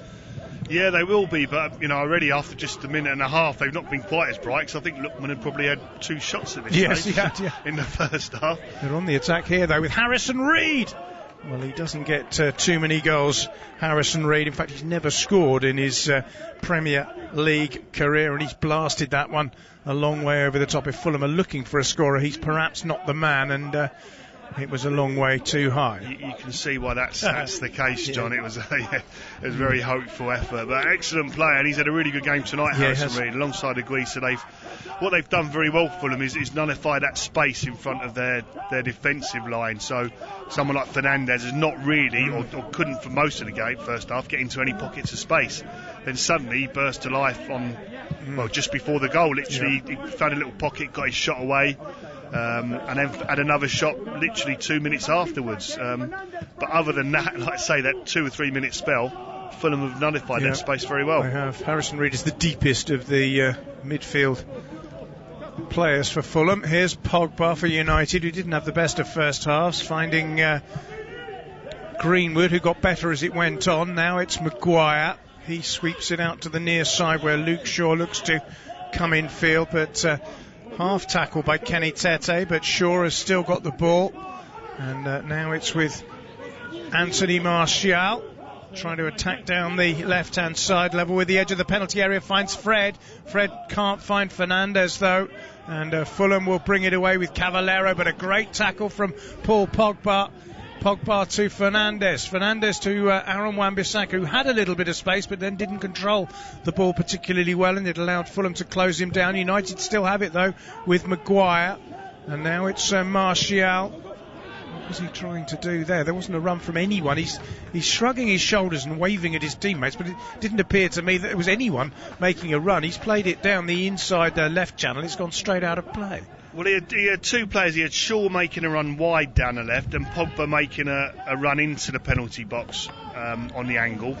But the option he chose, neither of them were anywhere near anywhere near that one, and he's standing there blaming everyone else. But it's just an awful pass. That was a Gallic shrug from Anthony Martial. Chipped forward by United, headed away by Aina, and now Kenny Tete will bring it forward. A tackle by Edinson Cavani. Also, I think we're looking at Rashford potentially coming on and who he's going to be coming on for. Well, a couple more of those occasions, and it will certainly be Anthony Martial. Yeah, absolutely. Almost up to 50 minutes. Fulham 1, Manchester United 1, as Fulham look to end a poor sequence of results against today's opponents generally in the Premier League. Here's Pogba though coming forward for United, who find Martial. His cross doesn't have enough height, it's headed away, but it's going to be the first corner of the second half to Manchester United, who will create or equal a club record with 17 consecutive games without an away defeat, but they want to do it with a win, not a draw. And this is their first opportunity perhaps of the second half, with exactly 5 minutes of it elapsed, to try and get their noses in front for the first time in the game and continue this extraordinary sequence of coming from behind to win games away. It's Luke Shaw's out-swinging corner. It's met by Harry Maguire. He goes flying in, and his header goes flying over. It's not the first time that Harry Maguire's been able to get on the end of a corner. He had one in the first half. He had less space on that occasion. He got up well once again. He certainly got up above Ola Aina, but the header was a long way off target. Yeah, it's a little bit worrying, these corners for Manchester United from a Fulham point of view. They go part zonal with some players marking, and the markers are just letting their men go. So Harry Maguire's running onto the ball free. Luckily, Adebayo was able to cause enough problems for Maguire to head it over, but they're riding their luck a little bit. Yeah, they are a little bit. Fulham still haven't won in their last 7 Premier League games, although they have drawn 5 of those. Their last win was a magnificent win against a team who are currently above Manchester United in the table, Leicester City. That was on the last day of November, and it's their only win in 10 Premier League games. And as we said in the first half, draws won't be enough in the final analysis with the situation that Fulham are in. That's lovely though by Loftus-Cheek, who's nutmegged Maguire and has got to the byline and put a wonderful cross in, and it was just in front of Ademola Lookman. It was a really good piece of play by Loftus-Cheek. Back in it comes from Cavallero, headed away by Maguire. Good little spell this from Fulham. They have it with Anderson, who finds Aina. And once again, it's another clever flick. And here's Loftus-Cheek again inside the United penalty area. This time he does set up Lookman. It's a low shot, but it's saved by David De Gea. But Loftus-Cheek twice, excellent down that right-hand side. Yeah, really good play. I think the ball's just flicked through Luke Shaw's legs. And it comes to Lookman, who gets a really good strike away. But De Gea is able to make a reasonably comfortable save. But just before that, Loftus-Cheek gets it again down the right-hand side, and he fired in a really dangerous cross. But Lookman had literally just before, split second before he put the cross in, had pulled back to just between the 6-yard box and the penalty spot, and he fizzed it across the face. So if he could have pulled it back, he would have had a fairly simple, not necessarily a tap-in, but a good chance to finish. Yeah, it was excellent play by Loftus-Cheek. They missed him on Saturday, and wow. He played a lovely ball along the edge of the 6-yard box. And what won't please Luke Shaw, for both of those chances he got nutmegged. He did, yeah. I know. Got megged twice, didn't he? I'm sure his teammates will bring that up. Yeah, will probably be mentioned. Here's Manchester United coming forward. Bruno Fernandes shoots. It's blocked by Fulham. Joe Bryan, I think, got in the way. It's gone out of play for a throw on the far side. He's had a couple of efforts at goal. One hit the post. Fernandes, another was well saved by Areola. What Fulham won't want is for him to start getting more and more into the game and start dictating, which you would expect to potentially happen as the game gets a bit more stretched and there's a bit more space. Yeah, well, it's his 50th appearance, as we've mentioned, for Manchester United today. 27 goals and 17 assists. So he's contributed to, my maths isn't great, 44 goals in total in 50 appearances. Here's Martial, edge of the penalty area, finds Shaw. First cross is blocked. Shaw nudges it back to Fred. Fred square to Fernandes, who tries to tease it forward. Fred tries to win the ball back. Harrison Reed clears, but only as far as Pogba back to goal. Lays it off to Bailly. Bailly spreads it out wide to the right-hand side, where it's clipped in by Greenwood towards Cavani. Only half cleared by Fulham, who get it away the second time, and then Shaw smashes it in, and it hits Kenny Tete and goes away for a throw-in.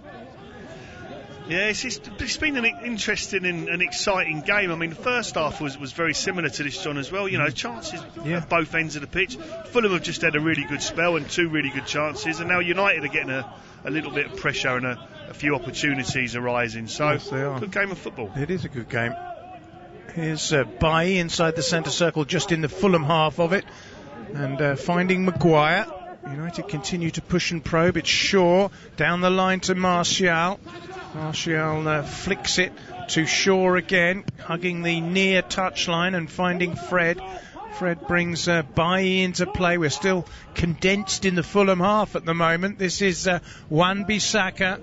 And Pogba's cross, useful looking one, and a chance, and it's brilliantly saved. Fernandes' header blocked by Areola. The whistle's gone. There may have been an offside. The goalkeeper didn't know that. Lovely cross by Pogba, and I think Fernandes just went a fraction early. Yes, he's clearly offside, but notwithstanding that, excellent save. Yeah, it was a really good save, and it's a great ball in from Pogba. There's like no angle to really play the pass in, and he's had to sort of dig it out and get his hip wrapped right round the ball. So this is why he can be so frustrating, because he's such a talented footballer. I mean, there's not many players would have attempted that, and there's even fewer would have been able to execute it. It was an incredible ball in. We talked about him, on his day, I think was the phrase you mentioned. Yeah. He doesn't have enough days, does he? Not for what he could have, should have. Exactly. Everyone has an off day, but it's like toss of a coin almost. Which one's going to turn agree. up I mean, today? the truly, truly great players, and you look at Ronaldo and Messi and those sort of players, they hardly ever have a bad game, do they? I mean, they obviously have games where they're not as good as normal, but the consistency is the key, and Pogba just doesn't have it, does he, at the moment? Nor does Martial. No, absolutely not. And that's. Listen, they've won the World Cup, these boys. Well, yeah. They've not done bad, have they?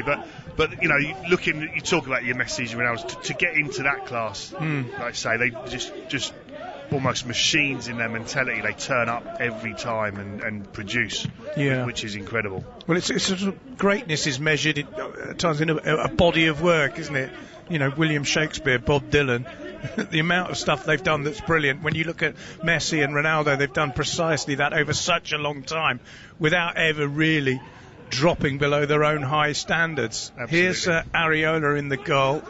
Never thought I'd compare Lionel Messi to Bob Dylan in the commentary, but there you go. Never been done before, No, John, I'm that sure. is a first, isn't it? It's amazing where your imagination takes you.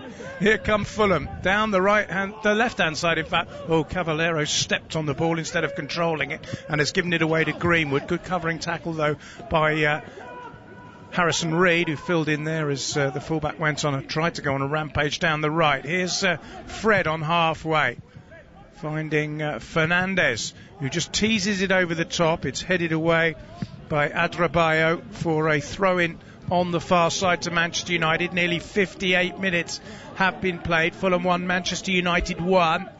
No change in the scoreline since half-time. A reminder that Manchester City, through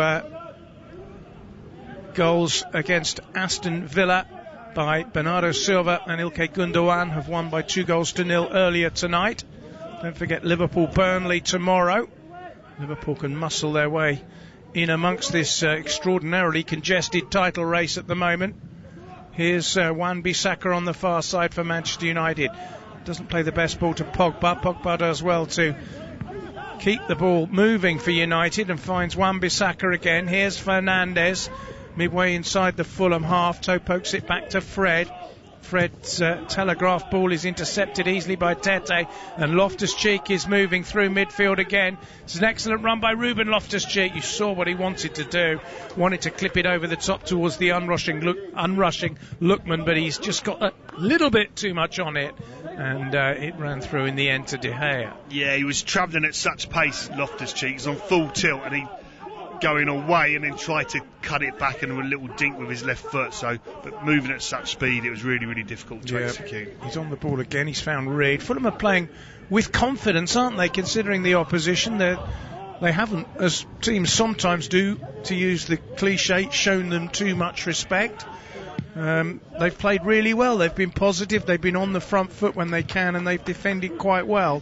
They've really, but for one mistake, had a very good night. I mean, it doesn't look like third top against third bottom, no, it does doesn't. it? No. To be honest, it looks fairly equal. And Fulham are a good side. They're a really good footballing team. They've got some really good players. Yeah. It's that belief and that scoring of goals at important times. Cavallero out to the far side. Oh dear, Brian has got underneath that and scooped it wastefully over the top. Well, I said the same thing when I was commentating on Fulham against Tottenham and against Liverpool. They don't look overawed in this sort of company, but as we said, unless they start finding goals and wins, it's going to be a long, hard season for them. They would have 13 points with a draw, which would be 2 better than West Bromwich Albion, who of course had that fantastic result in the Black Country Derby, but then were subsequently beaten by West Ham. Here's Fred out wide to Anthony Martial. Martial trying to attack down the inside left channel, finds Fernandes. Fernandes just delays his ball and waits for support. Can't find Shaw, not once, but neither once nor twice as he tried to get it through. It's thrown in by him. Back to Fred, midway inside the Fulham half. We've had exactly an hour at Craven Cottage.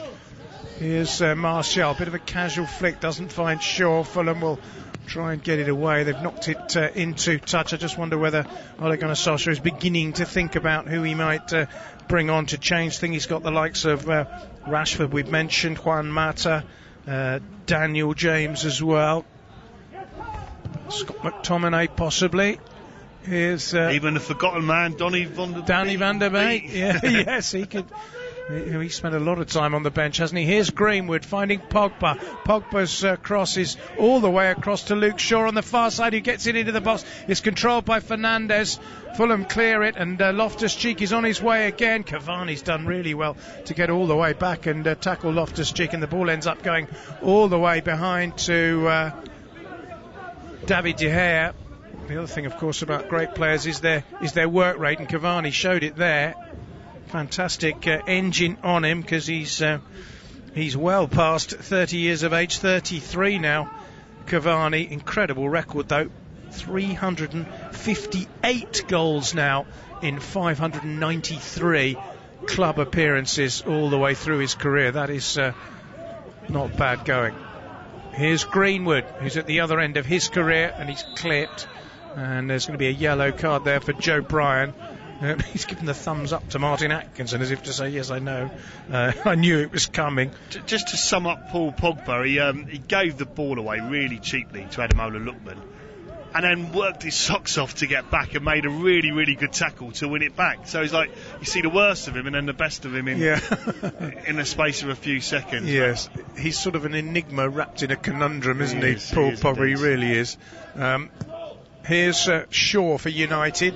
Still 1-1. Nice little flick down the line, though, to Martial. Good covering challenge by Ola Aina. This A-team that Fulham call it at the back. I know he's made a mistake tonight, Areola, but Areola, Aina, Anderson, Adrabayo, it just has completely transformed them, hasn't it? From a team who were shipping goals and looking absolute relegation certs into a team that look as if they've got half a chance. Well, it's the change of system and those personnel that you mentioned. The change of system came against Leicester, took Leicester by surprise. Fulham sat in, looked really solid, which was very unlike them, and then caught Leicester twice on the break for a really, really good win. Huge win. Last time they won, though, in the Premier League. Here's Mason Greenwood, edge of the box, finds Fernandes, chipped in, Martial with the header, and he's put it too close to Areola, who clutches it fairly comfortably. Again, it was a good move by United. Greenwood setting up the opportunity for the cross. I think Martial would have been offside had it gone in, but it didn't. I think he would have been offside, but it's almost a lack of confidence. The ball's like 3 or 4 yards off the ground and he dives to head it. Rather, I think a confident attacking player goes through and looks to volley that. I think, as you say, Johnny, would have been just offside anyway. Wouldn't have counted. But I think that shows where he is. He is a little bit sort of lacking in confidence in my opinion at the moment. Here's Fred. Nice little flick by Fernandes to Pogba, centre midfield, just steers it out to Wan-Bissaka, who's got a man further out wide. It's Mason Greenwood. Greenwood looking to clip the ball. It's another good looking cross, but Anderson's read it and it's headed clear, and cleared in the end by Ivan Cavallero, but it's gone up in the air, controlled beautifully by Paul Pogba. Good feet by Pogba. Is he going to shoot? Oh, yes, he is! It's a screamer! It's an absolutely brilliant goal by Paul Pogba. First the control, then the shift onto his left foot, and an absolutely magnificent shot, which Areola, his French compatriot, never saw. And Pogba, who overall hasn't been great today, has produced a goal that certainly was great. It's Fulham 1, Manchester United 2. Absolutely brilliant strike. First of all, he brings the ball down out the air, really good feet. Shot doesn't really look like it's on. It's quite wide on an angle. It's on his left foot. He's a long way out, and he smashes it, but with a bit of whip as well. It's an absolutely brilliant goal. And he's looked up, he's measured it.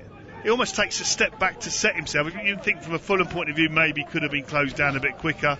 But it's an absolutely world-class strike. And again, this drives me mad because he's got such ability and quality. It's incredible. I mean, also, he was quite a long way wide. It wasn't an obvious, as you said, it wasn't an obvious goal-scoring opportunity for most players, but his first touch was fantastic. First touch brought the ball down out the air, like probably about 5 yards in from the touchline. And then great feet to come in field another five or so yards. And it's still quite wide, and he just sets it past the far post and curls it. It's a brilliant finish. Here come United. They're looking for another, and they look up for it. It's Greenwood to Cavani. Cavani just steers it out to Fernandes. Fernandes in the box. Cavani's there. Oh, that's a brilliant save by Areola. That would have been 3-0. Really good header by Cavani. Couldn't have done more. He tried to put it low down to the keeper's left, and the keepers somehow managed to prevent that from going in. It would have been game over, and thanks to Areola, Fulham are still alive.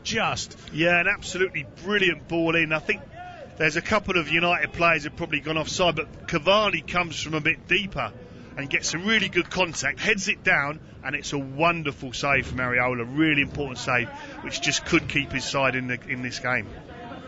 Edward Owusu-Ansah says Your analysis of Pogba and Marshall are spot on. As a United fan, I always discuss with other fans, it's very frustrating. We always say when they have a good day, they're unplayable, but those days are taking an eternity to come. Great post, Eddie from Ashongman in Accra in Ghana. But, I think your point has almost been underlined by the fact that he doesn't do it very often. But when he does do it, Pogba, it is absolutely breathtaking. You'll have loved that goal. And it's a goal that might take Manchester United back to the top of the Premier League. Because as it stands, if they win by 2-1, they will leapfrog Leicester and Manchester City. They'll have 40 points and they'll be 2 points clear, albeit City have a game in hand. Could we end up with a title race that ends up like the one in 2012 where Manchester City won it famously with Aguero on the last day against Queen's Park Rangers? You wouldn't bet against it. Who knows, it could be a battle between the two Manchester clubs again for the title. Cavani's gone down under a challenge by Anderson. We're midway through the second half. Paul Pogba's exquisite goal has put United ahead. They've done it again, come from behind, away from home to lead. The question now is, have Fulham got the wherewithal maybe to get themselves back into the game? United have had 6 attempts on goal to 2 in the second half. But here's Martial. He's having his shirt pulled there by Aina, who's going to get booked. No doubt there that it was a deliberate attempt to pull his opponent back. Almost took Martial's shirt off his back there. We've had 68 minutes. And United, you just sense a third goal will probably put things to bed for them. You struggle to make a case for Fulham getting back from a 2-goal deficit. As it is, a 1-goal lead is always a slender lead, as we know. And there's plenty of time. Here's Wan-Bissaka for United. I mean, sort of this head scratching, John, really looking at, United will go top if they hold on to this win. And yet, like you look at the start of the game, Pogba lets Lookman run for the opening goal after 5 minutes. Really sloppy play, and then he scores a wonderful goal to put them 2-1. They've got so many, and United started slow and lackadaisical for the first 20 minutes of the game, and then spurred into life. So, and yet they're going to go top of the table. There's so many things wrong and not quite right. Here's Fulham on the attack though with Cavallero. He's inside the United box. He's tussling with Bai. He's very strong. And here's Pogba, who's suddenly got an appetite for it. It's taken him an hour to wake up, but my goodness me, his goal was a thing of beauty. If you haven't seen it, check it out. It's absolutely brilliant. We're getting a replay of it here from behind the goal, and the goalkeeper has got absolutely no chance. He's thrown himself as far as he possibly can go to his right hand, and there's an interesting sort of close-up as Pogba shot. It's almost like Pogba knew it was going to happen from the moment it left his foot. Here come United again. Good challenge by Tete to dispossess Shaw. The ball's gone out of play. He wants a throw in to go to Fulham, Tete, but it's not going to go that way. Manchester United are going to get the throw. 20 minutes left at Craven Cottage, and Fulham are going to bring on Abubakar Kamara, who scored a penalty against Manchester United in a game in 2018 which they lost by 4-1. He's going to replace Ivan Cavallero in the game's first substitution. Not Mitrovic, then Kamara to partner Lookman up front. I say, who would have thought it going back a little while that Fulham need a goal and Mitrovic is not the man they look to. Yeah. It's amazing how times can change. Yeah, well, he's had a hamstring injury, but presumably the fact that he's on the bench means he's fit enough to play 20 minutes, you would think. Here's Fernandes for United. Toe poke away by Tete. United throw close to the corner flag on the near side of the field. Just a little bit of rain in the air, but nothing like we saw at the Etihad earlier on for the City Villa game. Fred with the cross. It's gone behind. It's going to be a corner to Manchester United as it deflected up, and Areola's attempt to prevent it from going for the corner was in vain. Ole Gunnar Solskjaer, rubbing his hands together, will be a little bit happier than he was 10 minutes or so ago.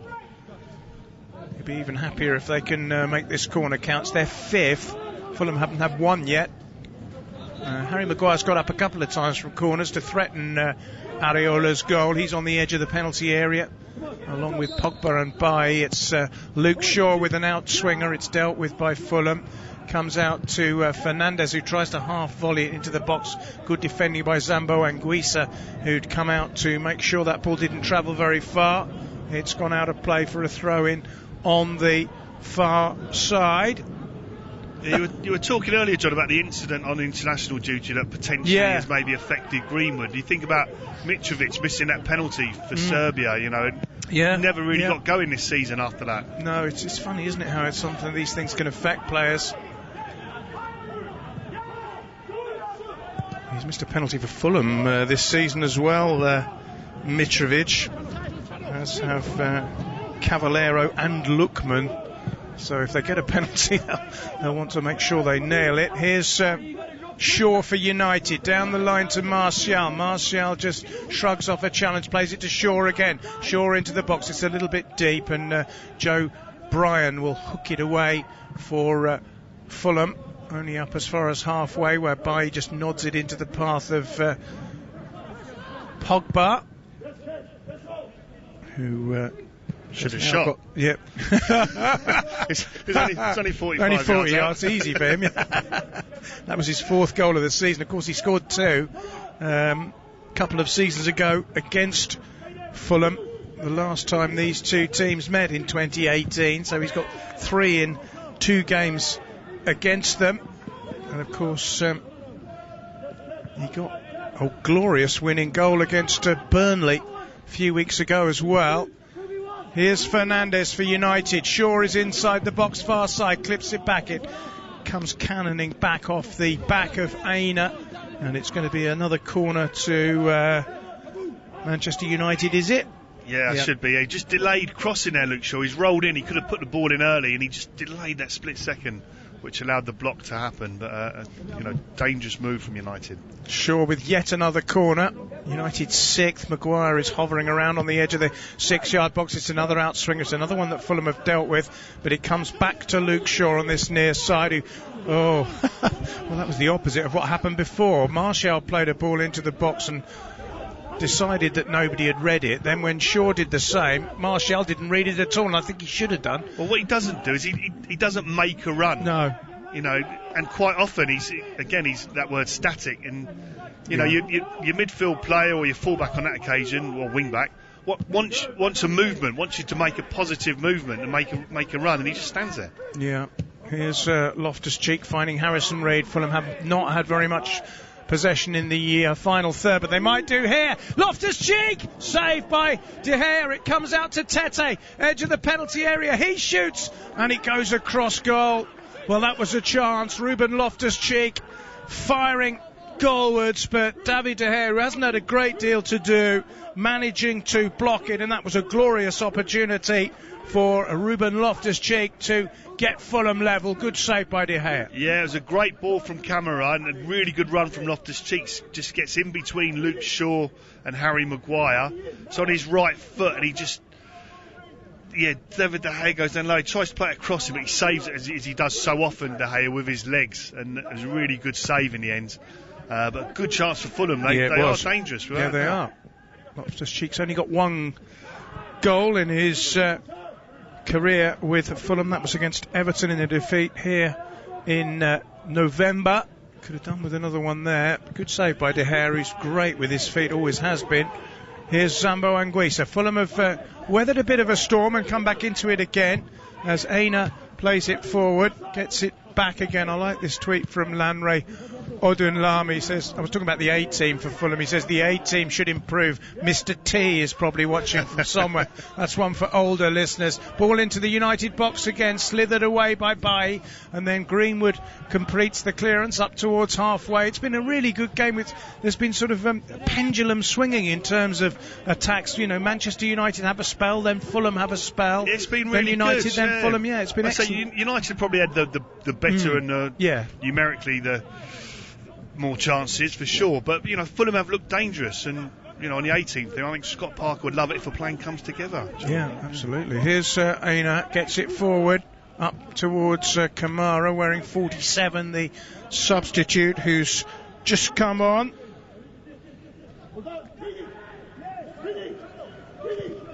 Here's Wan-Bissaka going beyond Ademola Lookman, crossing halfway, still has it, he's done well.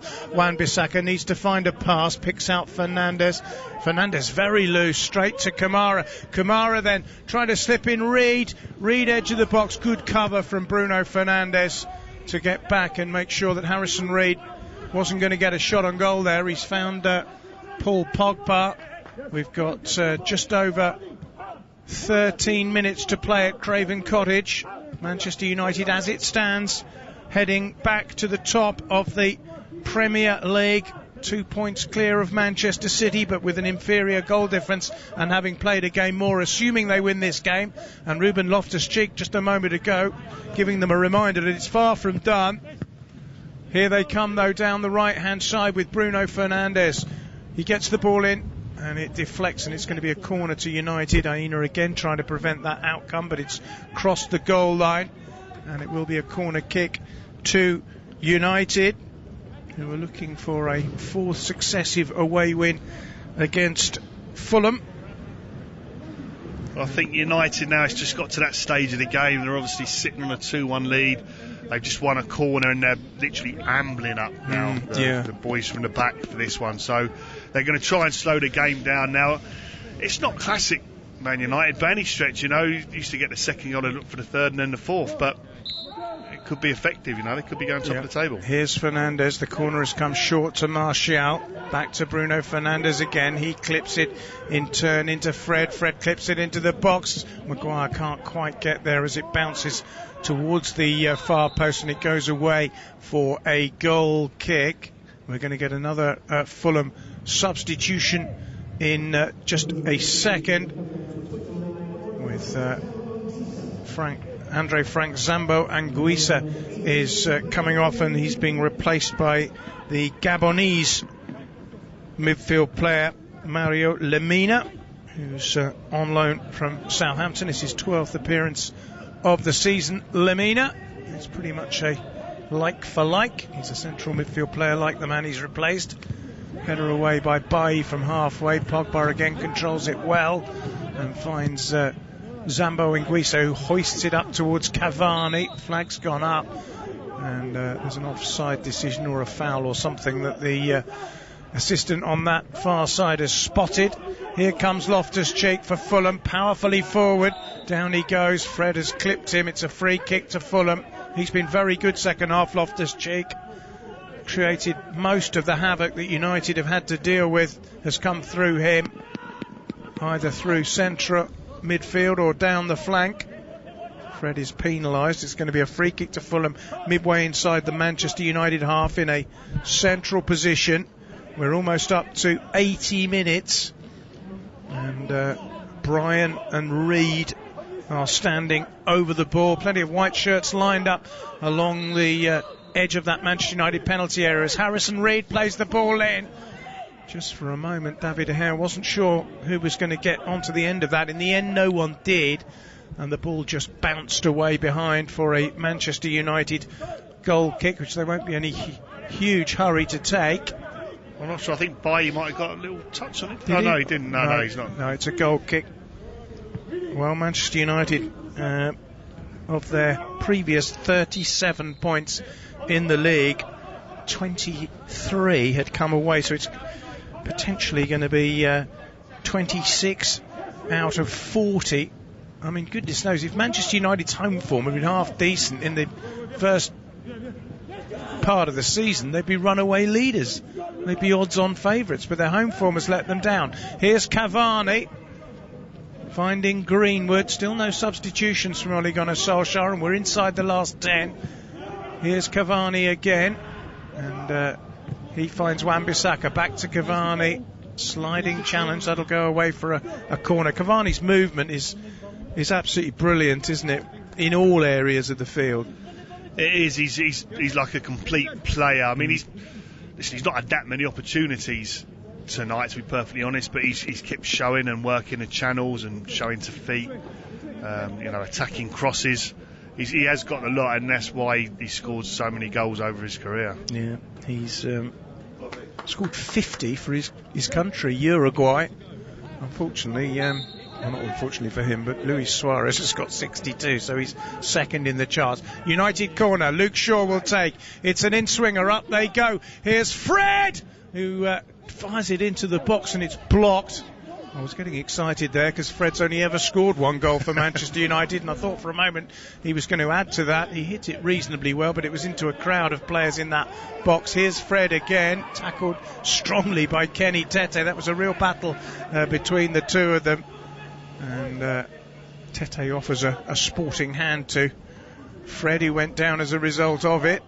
His only ever goal for Manchester United in 61 appearances in the Premier League was well over 2 years ago against Wolves. Now Mitrovic is coming on for Fulham and replacing a defender in Ola Aina. So Scott Parker clearly believes a point is possible. He's withdrawn one of his three at the back, and he's brought on Alexander Mitrovic. Here's Paul Pogba, tackled in the box by Fulham, and Loftus-Cheek comes for it's another brilliant strong run by Loftus-Cheek. Mitrovic wants it played one side, it's played the other side to Lookman. There's Mitrovic, chance for Loftus-Cheek. Oh, he's blown it. Oh, he's had such a good spell, and he's blazed his shot miles off target after an excellent counter-attacking move which he himself instigated. But when it came to the final coup de grace, he couldn't apply it. But it was a good chance. It was, and it came, as you said, it came off at the back of a brilliant run, real pace and power. And again, he's a player who sometimes over his career has looked to almost stroll through games, but when he plays with intensity like that, he's a really formidable athlete as well. And he shrugged Fred aside and beat him for pace and power.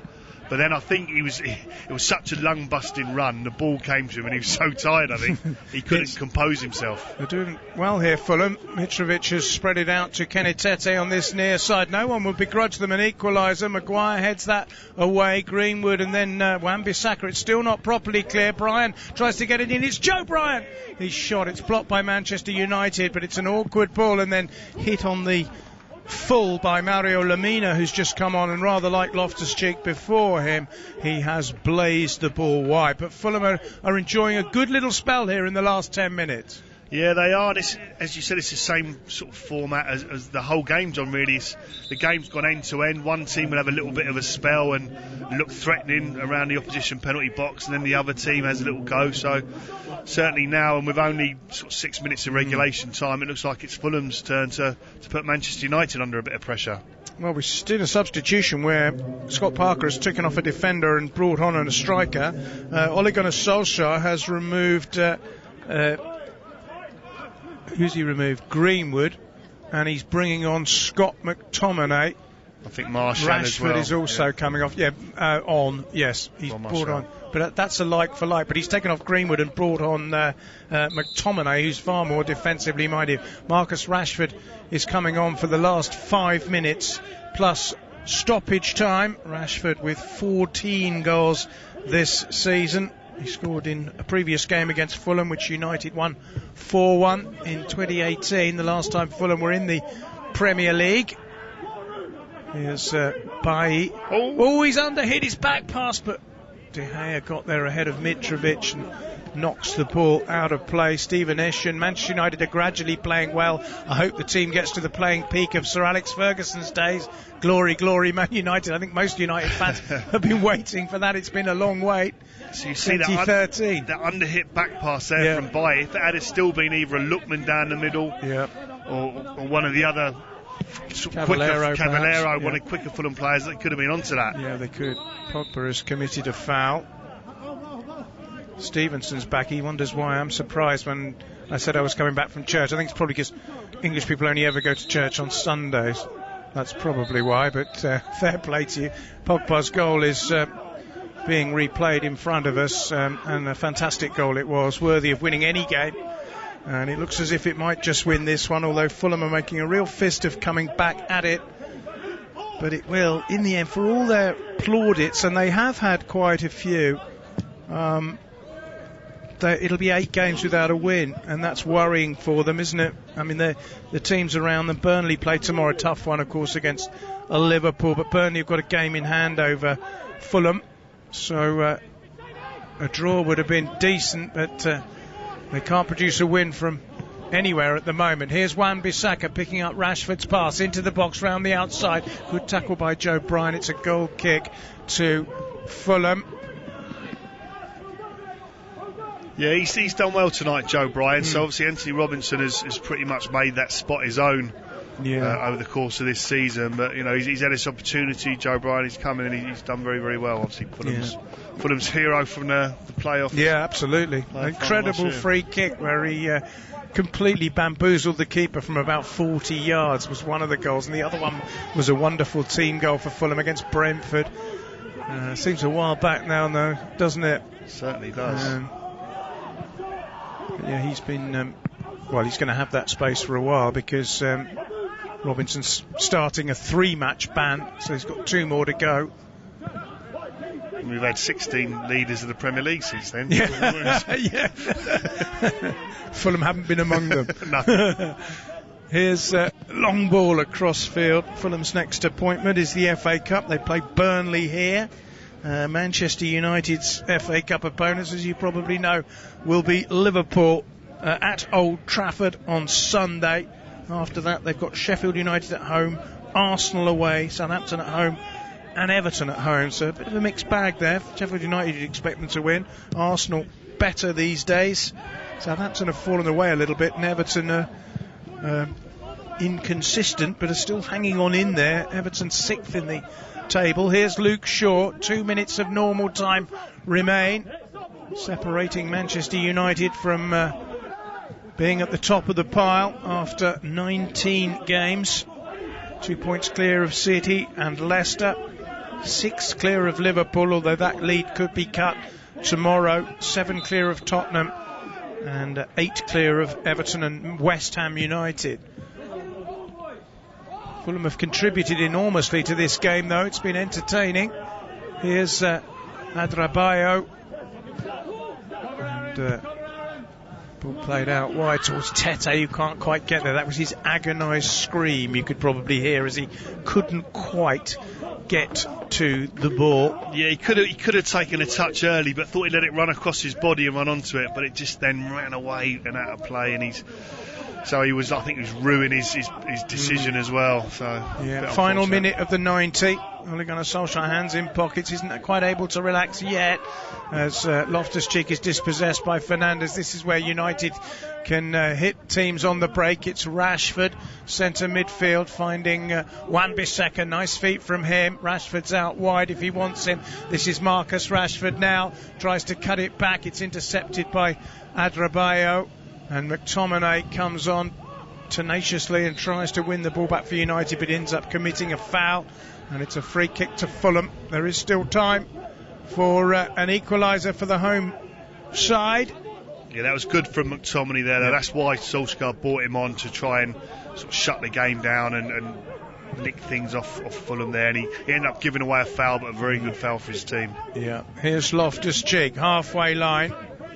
Time is not on Fulham's side. Anderson drives it forward, and United deal with that. Harry Maguire, edge of the box, just clips it away. We're going to have 4 minutes added on by the fourth official, Stuart Atwell, holding up his board. Here's Anderson. Fulham have got 4 minutes to grab what would be now a precious point.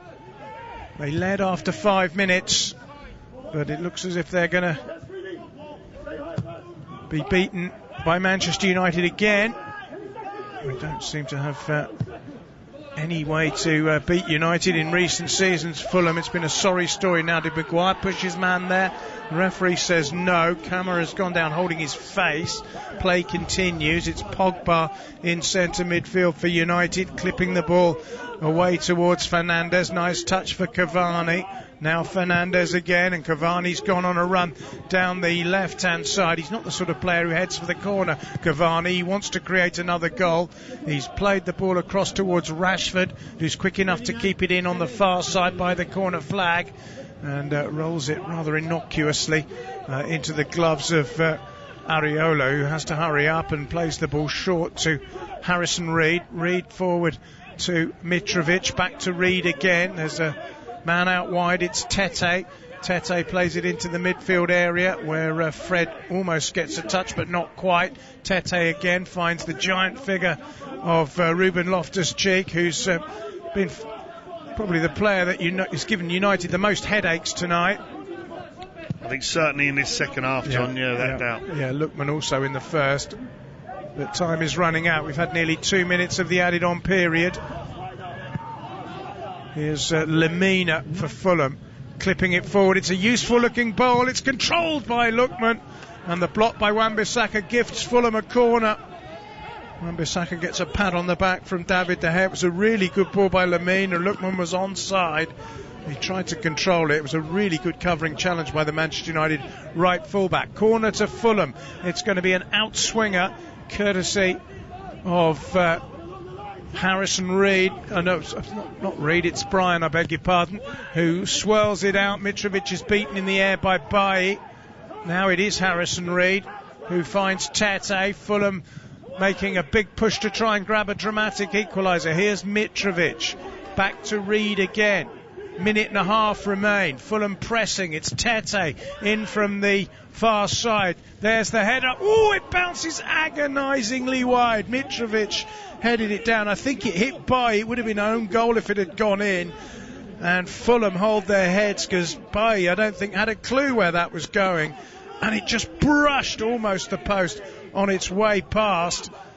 And it was almost an own goal. It's poor defending from United. Mitrovic ends up another corner. Fernandes. Brian, outswinger. Maguire with a header, which is not a great one, and then Pogba manages to hammer it up to halfway. 1 minute left for Fulham, who are knocking on the door. Clever play by Reed to get past his man. Launches it into the danger area. United still can't defend it. Maguire gets it away, but only as far as Loftus-Cheek, who turns in the box. He's got support from Tete. It's come off Pogba for a throw into Fulham. Last chance saloon now for the Cottagers if they're to grab a point from this game, in which they've played really well.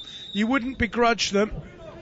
And the whistle blows. Is that for a substitution? No, it's a word in the ear of Bruno Fernandes from Martin Atkinson. I'm not quite sure why, but I think he's being taken off and he's telling him to hurry up. Sorry, you're right. It is a sub. Matic is coming on for Fernandes purely to waste time, and you're right. Martin Atkinson is telling Fernandes to get on with it. I don't understand that tactic. If I was a referee, I would simply stop my watch and say, well, we're going to add a minute on for that because it's deliberate gamesmanship. That last chance from Fulham, poor defending from United. I say Mitrovic pulled onto Bruno Fernandes and pinned him, and it just hit by and just trickled wide. Last chance surely for Fulham. Long throw headed away by Maguire. It comes out to Adrabayo, knocked away by Matic with his first touch, and finding Fred forward to Rashford with a chance to run at the Fulham defence, but he's got no support really at the moment, and in the end he does well to find Matic driving forward. Here's Rashford again. There's no one in the Fulham penalty area in a red shirt. Rashford slithers over and may well have done enough to eat up the last few seconds. He has done. The whistle blows, and Manchester United are back on top of the Premier League, with Paul Pogba producing a moment of sheer brilliance in the second half as Ole Gunnar Solskjaer's team yet again come from behind to win a match away from home. Ademola Lookman gave Fulham an early lead as United's defence went to sleep, but then a mistake by Areola gifted Edinson Cavani an equaliser, and then stepped forward Paul Pogba. It was a wonderful goal, and it was a winning goal for Manchester United. Fulham 1, Manchester United 2 on Premier League Live. Talk Sport. Impress lost tribespeople of the Andes by demonstrating the new updated TalkSport app. Listen live, listen again, and listen good, Buster. Download the app at TalkSport.com now. The Sports Bar, weeknights from 10 on Talk Sport. Hello, I'm Andy Goldstein, and of course you can hear me on the Sports Bar with Jason Cundy. We'll be taking all your calls, text, tweets and emails on all the big talking points from the weekend's football. And remember, we bring you the very first look at the next day's back page headlines every single night. The Sports Bar, weeknights from 10 on Talk Sport. Talk Sport. Talk Sport. Catch up and listen up without having to cough up. It's free. Go to talksport.com and download the app today. Or don't.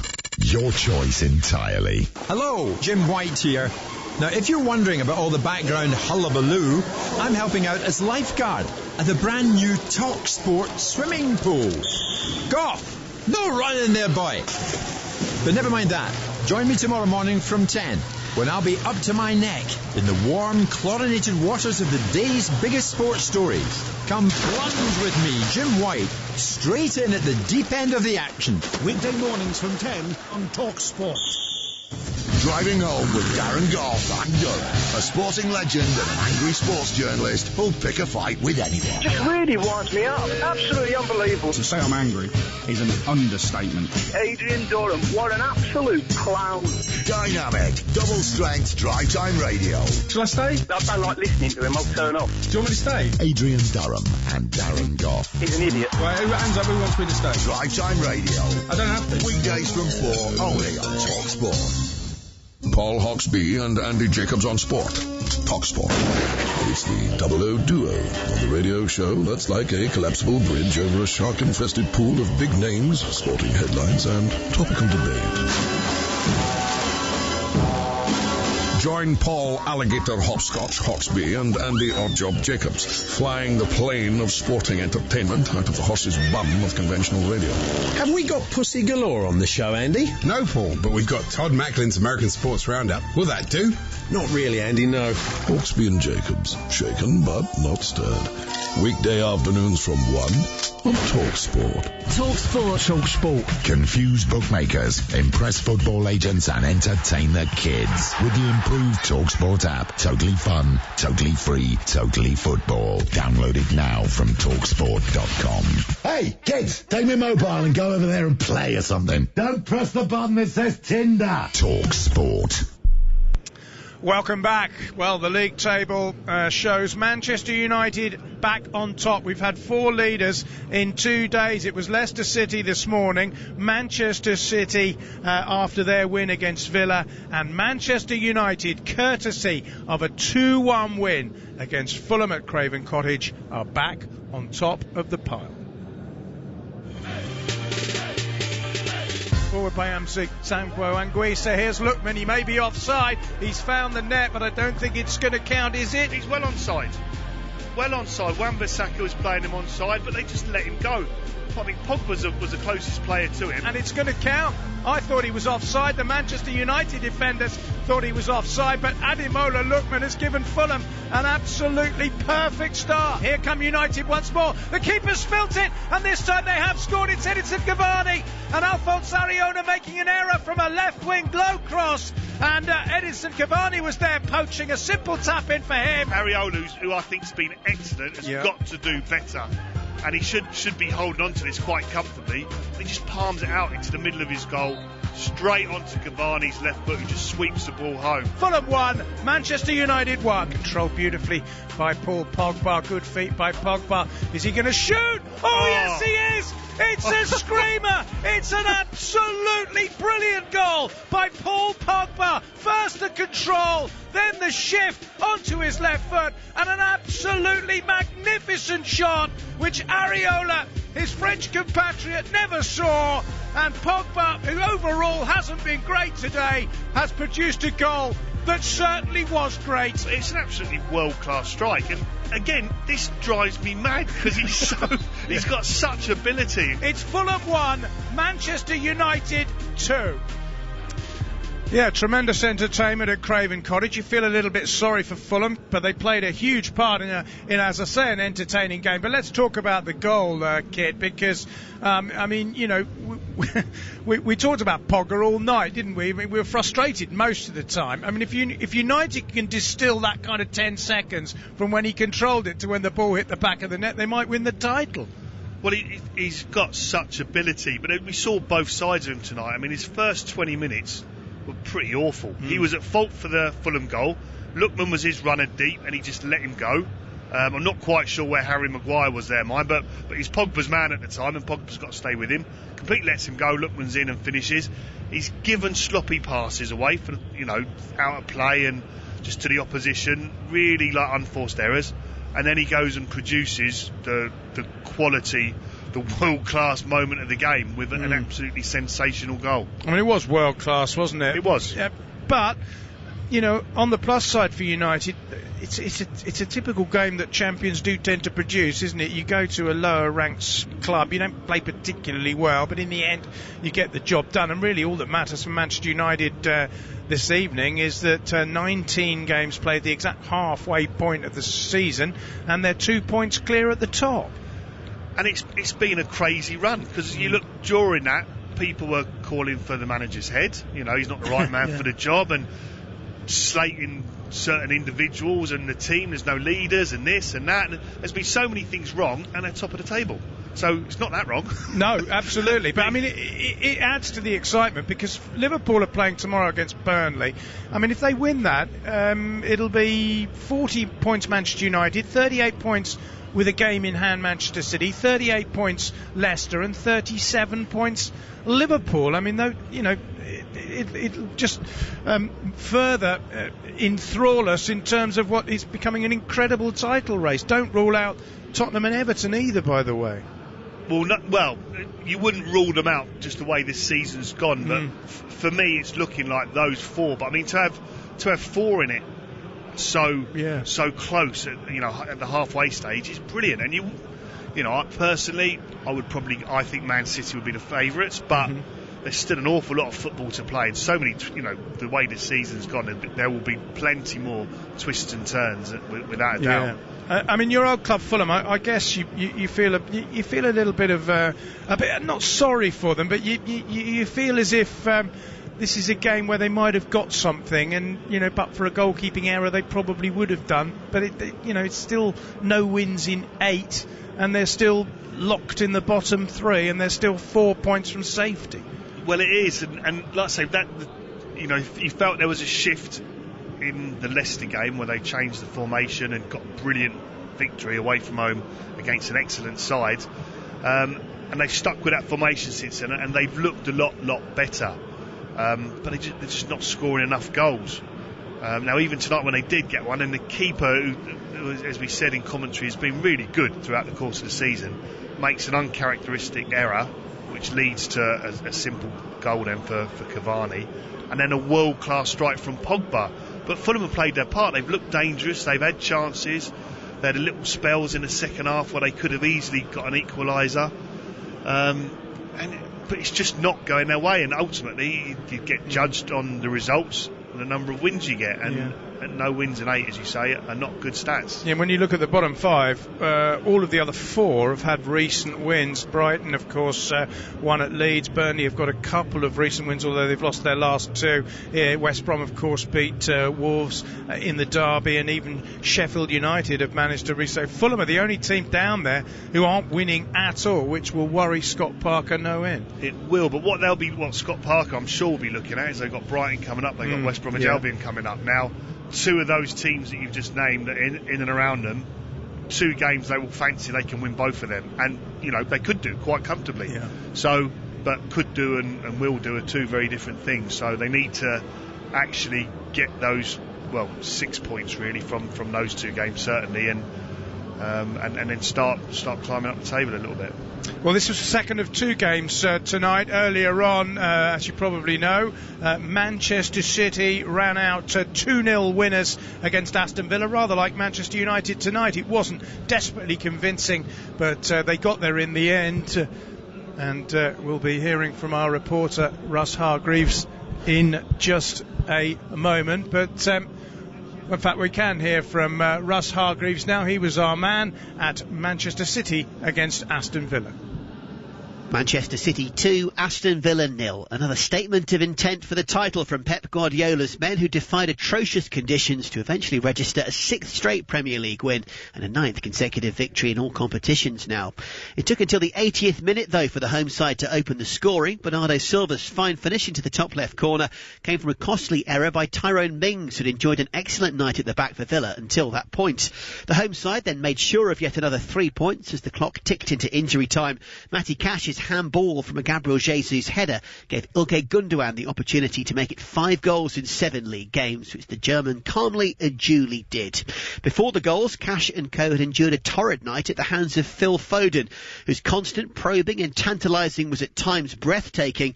A fellow playmaker and skipper Kevin De Bruyne was taken off with the score at 0-0. We understand as no more than an injury precaution. As for Villa, yes, they soaked up an almost ridiculous amount of pressure, but they created some excellent chances of their own on the counter-attack, and they'll doubtless still take a fair bit out of this defeat. The real sour note for the visitors, though, was back-to-back yellow cards late on for their irate manager Dean Smith, who refused to button his mouth and was duly sent from the dugout by referee Jonathan Moss. It was City's night, though, as it finished at the Etihad. City 2, Aston Villa 0. Cheers, Ross. Great stuff. As you were hearing, Dean Smith was dismissed. I don't think I can recall a manager under the new yellow card system receiving 2. I've seen managers sent straight to the stands, but not via 2 yellow cards. Let's hear from the 2 managers. We'll hear from Dean Smith and also, of course, the triumphant Pep Guardiola. Important to be up there to fight, but that is not important to be first or second. Important is the way we played. But still we didn't finish the first leg. So all the games will be like this. Every game is tough. So we are going to see, I would say, we are going to see result that will not be good for any team. So any team is going to drop points. Wherever you go, an expected day, you are going to lose, you are going to draw. But we have to try to avoid it. Is try to play the way we are going to play lately, and after we will be closer to win games. I'm frustrated, but I'm okay. I mean, listen, it was heroic in terms of the effort and the commitment that the players showed tonight against a very, very good team, having only had 3 days training. But as I said before the game, I don't want to make any excuses for the players. They were ready to go and play. We had 3 or 4 players out there today who've been positive coronavirus sufferers, but they've came through the game okay. And we didn't play as well as we could have done, but I am flummoxed about the manner of the goals. In all honesty, I didn't speak with the doctors. I think Kyle said being substitution, something happened because he's a strong guy, but I think it's a kick. And Kevin, when the hand in his leg, maybe it's a muscular, hopefully it's not much, but muscular always is a little bit. So, but what do you expect? What do you want? So every season, especially this one, too many games. That's why thank you so much for the 3 substitutions. It certainly wasn't swearing, so there's nothing that can get censored. I just asked the 4th official if they'd had juggling balls for Christmas, and he produced a yellow card and said he was doing his interpretation of the laws of the game. I said, well, you should have started that early in the game. I think I got probably treated different to other managers there, because I think if anybody else, any other manager actually says anything there, I don't think they get sent off for that at all. Well, Dean Smith, he got sent off for being a bit flippant there. I actually know John Moss. I've interviewed him several times. A lovely guy, and he has got a sense of humour, so I don't know if he was being over officious there. One thing Manchester City will not want, and Pep Guardiola seemed to be suggesting it hopefully won't come to pass. They don't want Kevin De Bruyne to get injured, do they? No, he's so important to them. I mean, his creativity and vision. I mean, his ball with the outside of his foot the other day was just one of the best passes I think I've ever seen. Yeah. And he's so important to them. Now, they're certainly far from a one-man team, but he is the one man within that team who you would say is the vital cog to them potentially going on and winning. Would you say that he's more important to them than, say, Bruno Fernandes is for Manchester United? It's a tough call, isn't it? Yeah. Extraordinarily influential. And you were speaking about Fernandes in his first 50 games for the United. Yeah, 44 goals, struck assists. Yeah, either goals or assists. So that's phenomenal in itself. So in different ways, probably they're both equally as important, I'd say. Yeah, I mean, you've said that you think Manchester City will win the title, but whatever happens, whoever wins it, the one thing's for sure, they're not going to win it comfortably this season as Liverpool did last season. No, that's right. I mean, Liverpool last season were just the complete team. You know, defensively they were rock solid and just such a threat going forward, and you fancied them to score every time they did. Very different. You know, there's no one team is looking complete. I think even like City were probably in the best form and looking, in my opinion, over the last sort of 8 games or so, the best team. They're still missing a real firing striker, if you like. You know, if they had a fit Aguero banging the goals in, I'd fancy City without question. But you know, Jesus is playing at the minute, and he's not looking really that dangerous or in such good form. He's lacking a bit of confidence. And Aguero, when's he going to come back? You know, we keep hearing he'll be back soon, but there's always seems to be something. I'll have to stop you there, Kit. Lovely to have you with me, as ever. We've run right out of time. Thanks to all of you for listening. City winning by 2-0 against Aston Villa. Manchester United winning by 2-1 at Fulham. It's the two Manchester teams, led by United, who top the table at halfway. A very good evening from us on Premier League Live. Talk Sport. 20 years old and still not able to make a cup of tea. That's a great starting point, I think. Excuse me. With bitter experience comes great responsibility. Let's go to Cumbria and Fraser. Fraser, good morning. Hello. Fraser, get out of that lane. The nation's first and best commercial sports radio station. Live, lubricated and legendary. 20 years of Talk Sport. Previously on White and Jordan. When I was at Palace, I would not let them on the training ground. How did you enforce that? Because it's my training ground, you don't go on it. 100% engagement. I read this and I immediately thought of Simon Jordan. Look what you could have won. Here's that. Now you get this pile of pup, right? Warning. Dangerous opinions ahead. Jim White versus Simon Jordan. Disagree to disagree continues weekday mornings from 10 on Talk Sport. Talk Radio. Your trusted 24-hour resource for breaking news and non-stop conversation. We've reached a perilous turning point. Unparalleled radio for unprecedented times. Doing nothing in the face of this quite rapid spread now is not an option. Online, on DAB, and on the Talk Radio app. Talk Radio. Celebrating 20 swashbuckling years of Talk Sport. Unbelievable! The passion. The pain. It's a shocking defeat. The prima donnas. I said a hip hop, a hippie to the hip hop, and you don't stop. On DAB, medium wave, and on your smart speaker. Didn't say this in my contract when I joined Talk Sport, mate. 20 glorious years of Talk Sport. I'll do a lot of things, so I ain't into that. 20 years of Talk Sport. Gentlemen, good evening. There's no such thing as an overnight success. Accrington Stanley 4, titanium plasmatronic death droids from the future, 0. Excess. I wasn't getting up, I was just getting in. Excitement. Excuse me, and extremely strong opinions. I spend my life covering the big game at the big level. On DAB, medium wave, and on your smart speaker. 20 years of Talk Sport. Previously on White and Jordan. There will be a mad, dirty rush to turn around and say that taxpayers' money should go to bail out football clubs that won't be able to get the one commodity that needs to take a reduction, players' pay cuts. A daily landscape of fire, football and fumes. Are you confused.com? I'm confused as to why I'm sitting opposite you at times, yes. Jim White and Simon Jordan continues weekday mornings from 10 on Talk Sport. Celebrating 20 years of Talk Sport. They said it wouldn't work.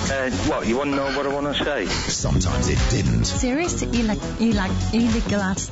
But somehow it did. And wrongdoing by the US government. On DAB, medium wave, and on your smart speaker. 20 years of Talk Sport.